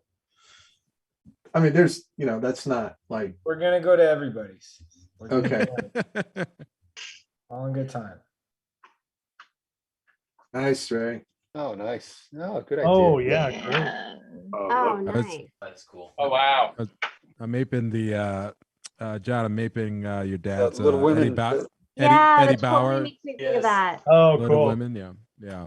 Those are With great. the I stare at Yeah, that the Eddie horse. Bauer snow at least once a year. Oh, Yeah. absolutely. Oh, One of my faves. Cora Dawson wants a print of it, Ray. Quick way to flip it real fast.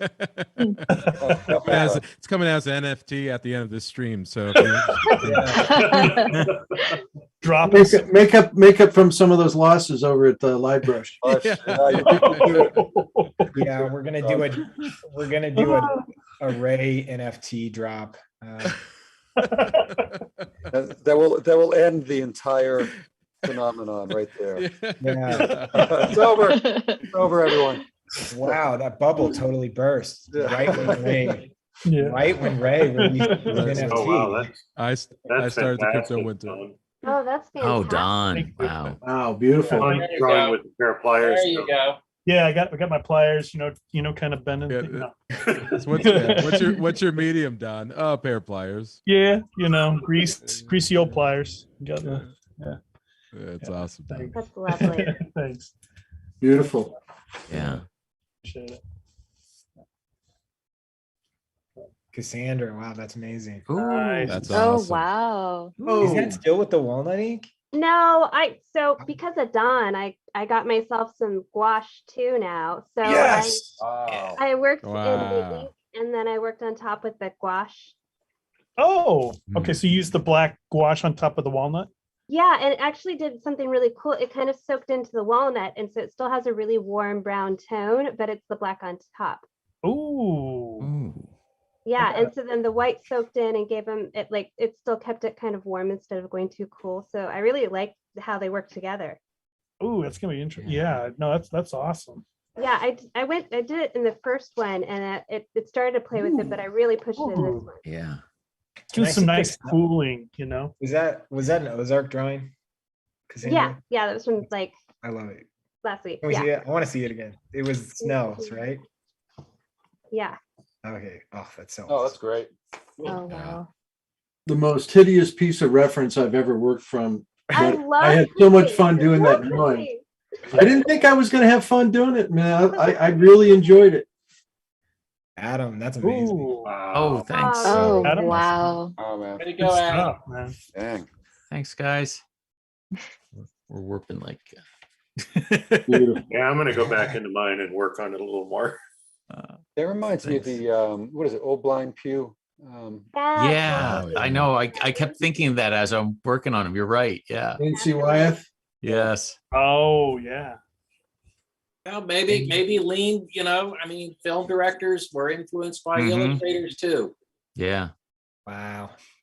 I use Nice, Dale. I use a hammer for this. Dale, yeah, works for you. It's Don's using Oh, gee. pliers like Wow, You that's have it on your desk? mixing that with the pan pastels there on the. yeah, it Bill, goes down or- kind of hard, but you know. That's nice, Dale. Dale, what model hammer do you go with? Is that Oh Estling? wow, that's not a Stanley. This is a family heirloom, so I have no idea. It is a Stanley actually, 5 ounce, just in case. Wow. Oh man, I was hoping it 24 was ounce. Estling. I was hoping it was Estling, but whatever. Bill, it looks like you're off the grid. Is that okay? You can, as usual, off the grid, Bill. The grid. Yeah. John, hey, John, we're still- that so doesn't look like the guy. John, man. this is That's this- What can I say? Those chins are beautiful. Oh yeah, oh it's- yeah. turning that form is just great. I did more talking than drawing tonight, but that was a fun one, the first one. There's, John, if you want to see that actor again, there's a really good film noir classic called The Night in the City with Richard Widmark and Francis L. Sullivan. It's a great film noir. It's great, and that's one I got to get pictures from too. Ooh, So I just want to say, everybody, don't go anywhere yet. We're going to check out everyone's work. So just stay tuned. John's going to be hopping on Instagram, and if you haven't posted your work to Instagram yet, you're you're racing against time. Oh, and there was a large number of people drawing with us tonight. So I'm going to apologize up front. We bounce through these things, and if your work doesn't get chosen to be shown, don't come back next week. It will eventually. It doesn't mean your work's bad. It doesn't Not at all. I try to be pretty eclectic with my choices. Yeah. So this is great. All right. So what do you think? We about ready, Timmy? I think we're ready. Yeah. Okay. Give me just a second here. Someone said one of the better instruction evenings. Thank you. Great. When the panel is packed, it's always really fun. But it's we got to be economical so we can talk to everybody. It's great. All right. So I'm going to share my screen, Timmy, and we're ready to go here. All right. But give me a second now because. All right, here we go. Oh, and someone just said, how do I post my work? You just, when you put it on Instagram, you put hashtag illustration isolation. You're Also, gonna your have to, page has to be public. yeah. Right. Look at some Oh, of these things. some great ones in here. Wow. There's a really good upfront look of Mr. Payne's right there. I'll let him go first. Gorgeous. Terrific. Yeah. I want to see the top left one. I think we're gonna have to move. Yeah, The top row looks. Oh, Wow. nice. Oh wow! Ooh. really well Love done. that. That's Cool. Love Love that stylization. Look at that, Joe. Very nice. Nice. Cool. Yeah. John, I'm There's gonna also- I'm gonna do some recon, but I think you got a ways to go. Yeah. I'm clicking Oh, fast. nice check. Look at that. Yeah. Wow. Nice. Really Oh, cool. I Love love that. the type at the bottom there. Yeah. Yeah. That's cool. Yeah. Oh, that's great. Very cool, Joe. Josh, excuse me. How'd that guy do? Hey, Nice. good guy. I thought there was a filter on this. Yeah, some really interesting stuff. in here. Oh, these are great. I love these interpretations. Oh of yeah, them. look at that one. Oh, cool. Really nice. Oh, you got his like size so well. Mhm. Kind of a Josh Gad vibe with that. Yeah, totally. Yeah. Look at that. Look at that. Oh, That is Wow, so I love cool. Whoa. yeah. I love the nose. Mm-hmm. Look at this. Oh, that's. Oh, lovely. wow. Wow. Oh, cool. Yeah. Oh, Bill, damn it. Bill, that was really good. I was trying not to click on your work, Love Bill. You Just just kidding. got cobed. Yeah. Oh, that's fun. Oh, that's really Oh, cool. cool. Okay, I think I've hit all Bill drawings here. They're all vastly different from each other. I love You it. really are. But Yeah. How do you do Yeah. that? He's sneaky. If anybody sees something that they want me, oh, I got to do this because it's Yeah, I got. love Look that at you that. did that, Jeff. That's really cool. Way to go, Jeff. Mm-hmm.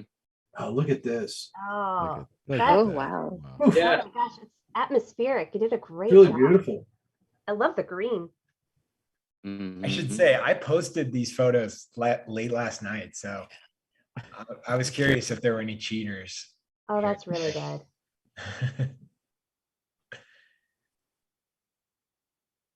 I could click on any of these. I mean, they're I all like it. just Yeah, they're superb. Oh, Everyone that's rocking it interesting. out. That's cool. That's really cool. It looks like a tintype photo. Yeah. Man, look at that. Says, Mm. That's Oh, great. yeah. That's Beautiful. cool. Nice drawing. Hmm. Really fun. Yeah, that was good too. I like how she handled the hair. I'm gonna go here. Oh yeah. Oh wow. Ooh. Wow. uh-huh. Wow. So many good ones. Yeah. Look at that. That's Look at this Ooh, road that's here. nice. Wow. like a Really vignette love that one. illustration. Really great. Oh wow. Totally delete. Gary. Yeah, I Very knew that was Oh, this is nice. Huge. Very nice. Oh, nice, Gorgeous. Jerry. That's just beautiful. Just report it already, John. Just report that and block them. Yeah. That one was Is terrific. that how you guys handle it over at Live Flowers? Yeah. We have to be the best in the room. There's a lot of There you go. censorship Yeah, that's over it. awesome. Oh, nice. Reporting everybody to Facebook and. Oh, that's a nice grouping. All there. three. Wow, that's Mhm. great. Beautiful. Great Man, stuff. Again, That's what I again, I like. apologize for not clicking on everybody. Julian, Julian. nice. Julian, Oh, That's man. killing. really, really good, man. Well done. Well done. Yeah. I Good feel work. like Julian's work from since March 2020 or April 2020, man, so Oh, great. I love that you did that in blue. I love the tones of that. Beautiful. This is fun. Right. Nice. A lot of new artists. Look This is at great. Oh Mm. my God, Gary. Don't go Gary. anywhere. Yeah. Thank Okay, you. Gary, I got to tell you, just a Wow. little bit of work that could be John Belushi. I know. It's Yeah, just put like a With a college. hint of John Candy. It's Just a put beautiful college drawing. sweater. Yeah. Just a sweater that says college on it, and then 8 years of college down the drain. Yeah, Nice, Devin. Really, Yeah, really Devin, good. yeah. beautiful. Oh, Gary, it's not you, it's the photo. Yeah, He has a Belushi feel about him. it does. Wow. I like it. Really cool. nice. Love your line work. really nice. I know who That's that is. Randy. Randy. Hey, Oh. terrific. You gotta loosen up, man. Yeah, just get so tight with that stuff. Man, God, it's Ink, beautiful. gesso, and cyanotype. Randy, that's so little in terms Nice, of your. Leslie. Nice, very nice, Leslie. Nice. I love these mixed media ones, man. Oh, They're so yeah, good. that's Look a at that drawing. Whoa, Jeez. good. Gorgeous. that's beautiful. All these are terrific. Oh, wow. Oh, that's nice. Gorgeous. Wow. Wow. I love Anyone the- else look at these and Head there is awesome, man. Look Look at at check Oh, this look at that, out. look at that Yeah, Check this out. Love that. Oh, one. Yeah. Really great. Oh, I love it. Chuck, Chuck. Wow. good one, Chuck. Gorgeous. wow. You know, we need to do like a portfolio review to get in the room. And it's if you're too good, you can't come in. It's like- Now you're talking. Hmm. Wow. really That's great stuff. Hmm. And again, I love it. I mean, Good job, Rebecca. yeah. yeah, very nice, Rebecca. I'm going to say this again. It's like, Hey, John, go up a little in the one in the middle. Yeah. Yeah. oh yeah, That's so cool. very fun. I'm going to say it one more time. Is like, great confidence posting your work. I mean, you are literally drawing with just like some superstars in here. And there's some really, really great work in the audience. Oh, Jeff, that's cool. Yeah, that really has like an Ahab quality to it, doesn't it? Yeah, yeah. Just give him a harpoon. Give him a harpoon. Is there a white whale anywhere? That's nice. I Oh, love that's that one. I love the one She- before that so too. I thought that woman has a kind of a Jamie Lee Curtis quality about her. Yes. Oh, yeah. Totally. Uh-huh. I Oh, love nice, this Karen. one. Love that. They're all fun. Wow, that's well done. Yeah. Wow. Oh, Terrific. Good to see yeah. ya. Beautiful job. Good value grouping. This is fun. Mhm. Nice, nice, Jeff. Jeff, did you do 8 again? Is that how many you did, or did you do more this week? Oh wow, look at Oh, that that's one. great. Oh my gosh. Oh, yeah. Good. Oh my gosh. Oh, shit. There's a new art word. I like that. It's legitimate. It's Yeah. legitimate. Look at that one. Okay, I got There it. we go. Hold on. I knew it was Felicity. Had to be. Oh, Got some new materials, and Yeah. she nailed it. Well, you did a good job, John. You hit all 3 generations because you got Rebecca, Karen, and Felicity now Yep. tonight. Awesome. Wow. Oh, I love that. oh, that's Ooh. Very spooky. Nice. Yeah. Yeah. There's- oh that. Yeah. I can't help it. I'm sorry, but nice. Oh no. I see. It has like an emo, like punk rock feel to it. Really fun. Yeah, yeah. An emo Rocky and Bullwinkle feel. Yeah. Yeah. I mean, Oh my these are all God. great. Oh, beautiful. Oh, It's gorgeous. Oh, I'm that's just a nice drawing. kind of too. flying through these things. It really Mhm. is, yeah. Well done. Look at the textures in this one. This is great. Yeah, Mhm. Awesome. Very nice. Yeah. yeah. Look at that. Marcy. Nice, Good one. Marcy. Yeah, Marcy. Good job. Look, check this out. Oh. Wow. Good shapes. Wow. Yeah. I love what's happening. Like, I don't got it figured out. I'm trying to It figure looks out. like is it he's in digital? motion. He's like, yeah. oh, it's cool. Wow, It that's makes beautiful. me think of looking in your reflection in the water and running your hand over it. Look at this. Gorgeous, Mm, that's Casey. nice. That's a really nice drawing. What an Beautiful, attitude. beautiful. Wow. Oof. Mm, nice. Oh. Nice. Yeah, look at these, and I have 2 reactions to most of these. It's like one is like, I should have done that, or the second was that's what I was trying to do, Yeah. but I wasn't good enough. You know? Well, just think of the. I mean, we basically we're using 4 pieces of reference. There was a couple hundred people in here tonight, easily, and more than that. And then the all the interpretations, Yeah. I the love it different so much. directions. It's so much fun to see. It's inspiring to see. Totally. I'm loving to see how everyone sees her, like that Nice, pin tip to Rebecca. her nose too. Yeah. It's such a, Yeah. Yeah, I love that one. Go, Paul. That's gorgeous. Beautiful, Paul. That's awesome. Paul drew with us this morning. I know who that is again. Nice. Yep. He said he did 7 tonight. Okay. Wow. Look at that one. 6 more than I did. Way to go, No. Felicity. Oh, love it. Good job, that awesome? Felicity. Oh, I love that cast shadow of her nose. Yes.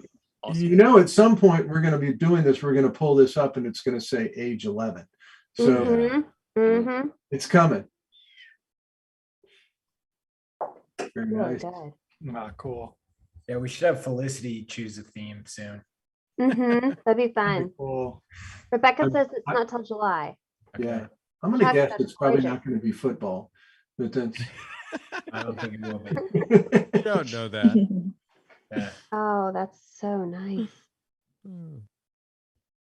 Very nice. Great name. That sketch up top there to the right. Yeah. I Yeah, agree. they did too.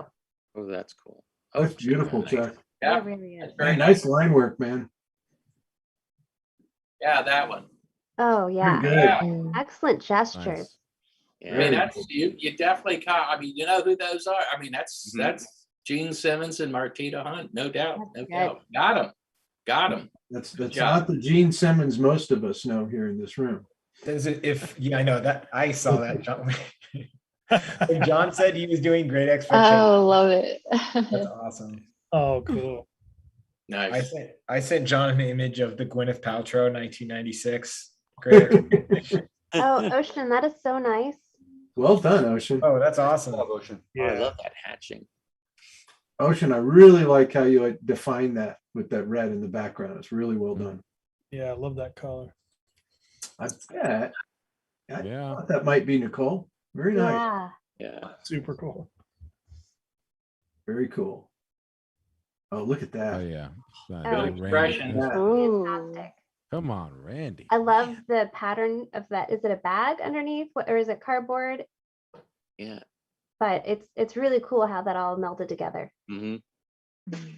I can't think of a happening. more distracting thing to draw on. I think you did a great job. Wow. Oh, beautiful. Nice, Leslie. Nice. Yeah. Envelope. He says it's an envelope. Oh, I kind of thought it was like wrapping paper. Yeah. Oh, that would be a good guess. Nice.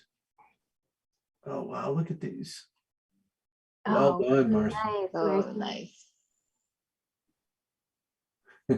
This is great.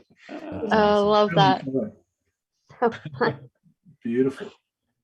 Wow. Look at this. That one. Look at that Look at face. that. Oh, dang. Oh, it's good. Oh, that's awesome. You got his cheeks love that. well. Oh my god, I love And that. that little slightly off kilter pucker to his mouth. That's cool. Yeah. What a great. Yeah, and the hand. Yeah. That is his hand. Hmm. It looks like that Ang painting. Yes. Oh, yes, yeah. That guy. Yeah. We talked about that earlier today. Bill pulled that painting up in Studio Bridge. Wow. Really Wow. nice. Jeez. Nice, Casey. You did some great stuff. Look Mhm. at this. Look at that. Nice pencil work. Mhm. Wow. Beautiful. Nice. Wow, that's great. Yeah. Oh, that's nice too. It's all great. Yeah. You know, everybody did such a wonderful job. Oh my gosh, so many people drew with us tonight. This is amazing. Yeah. I This is love it. awesome. I'm so excited. Thank you everyone for posting too. It's so wonderful to see what everyone has done. Yeah, I just have to say, like, keep coming back, please. Yeah. Yeah. You know, those nights where it's just us with like 10 people and Oh, Nice, Ocean, Ocean. that's really great again. I'm loving that red ink. Ocean, that's great. That's a Really good one. good, Ocean. Yeah. I'm Really trying to compete with Dale and his red pencil. Yeah. Cool. Well, she's in Dale's class right now. Ah, that explains it. Nice. Really nice, Joe. Get that one. Wow, look at that That one in one. the middle is cool. Wow. Oh, I love it. Wow. John and out. this looks like it might be the end of the road. Okay. I don't Wow. remember. I don't remember posting those photos. Jeff the last click because he did the most Oh, runs. I love this one. That's awesome. Everybody, man, I'm not going to even go down the list because there's so many of you. Thank you, everybody. This was really special. Great night. Thank you, Chris, for putting this reference together. My condolences to George Pratt, who never figured out the tech. We owe him a call. Oh, I got a message or two I got to deal with. Yeah. Anyway, one thing George I'll say would have is, liked these. I think George would have liked these photos. Oh, yeah, absolutely. He did it. We talked about it all. I talked to him twice today. yeah. Okay. Well, I just want to say, everybody, thank you so much for tuning in tonight. We are currently enrolling for our mini courses. So if you had fun tonight, please go check out our mini courses, which we've got some amazing classes. We've got a mixed media class with Lisa Sear coming up. We've got comics and sequential art with Bill Coe. We got digital painting, digital portrait painting with Raymond. Color theory, we got a lot of them. So just go to our website. You'll go right to mini courses and check it out. They start in a couple weeks, so don't miss out. You forgot my foundations class. I Oh, teach thought it was pretty amazing. I teach the way that I draw in here. So anyway, I thought it was pretty amazing. I ran those off the top of my head. so I'm surprised. It's better than I could. All right, everybody. Awesome night. Yeah. Thank you. Thank See you, you. John. Thank you. Have a great week. Thank you. Yeah. Have a good night, guys. Thank you.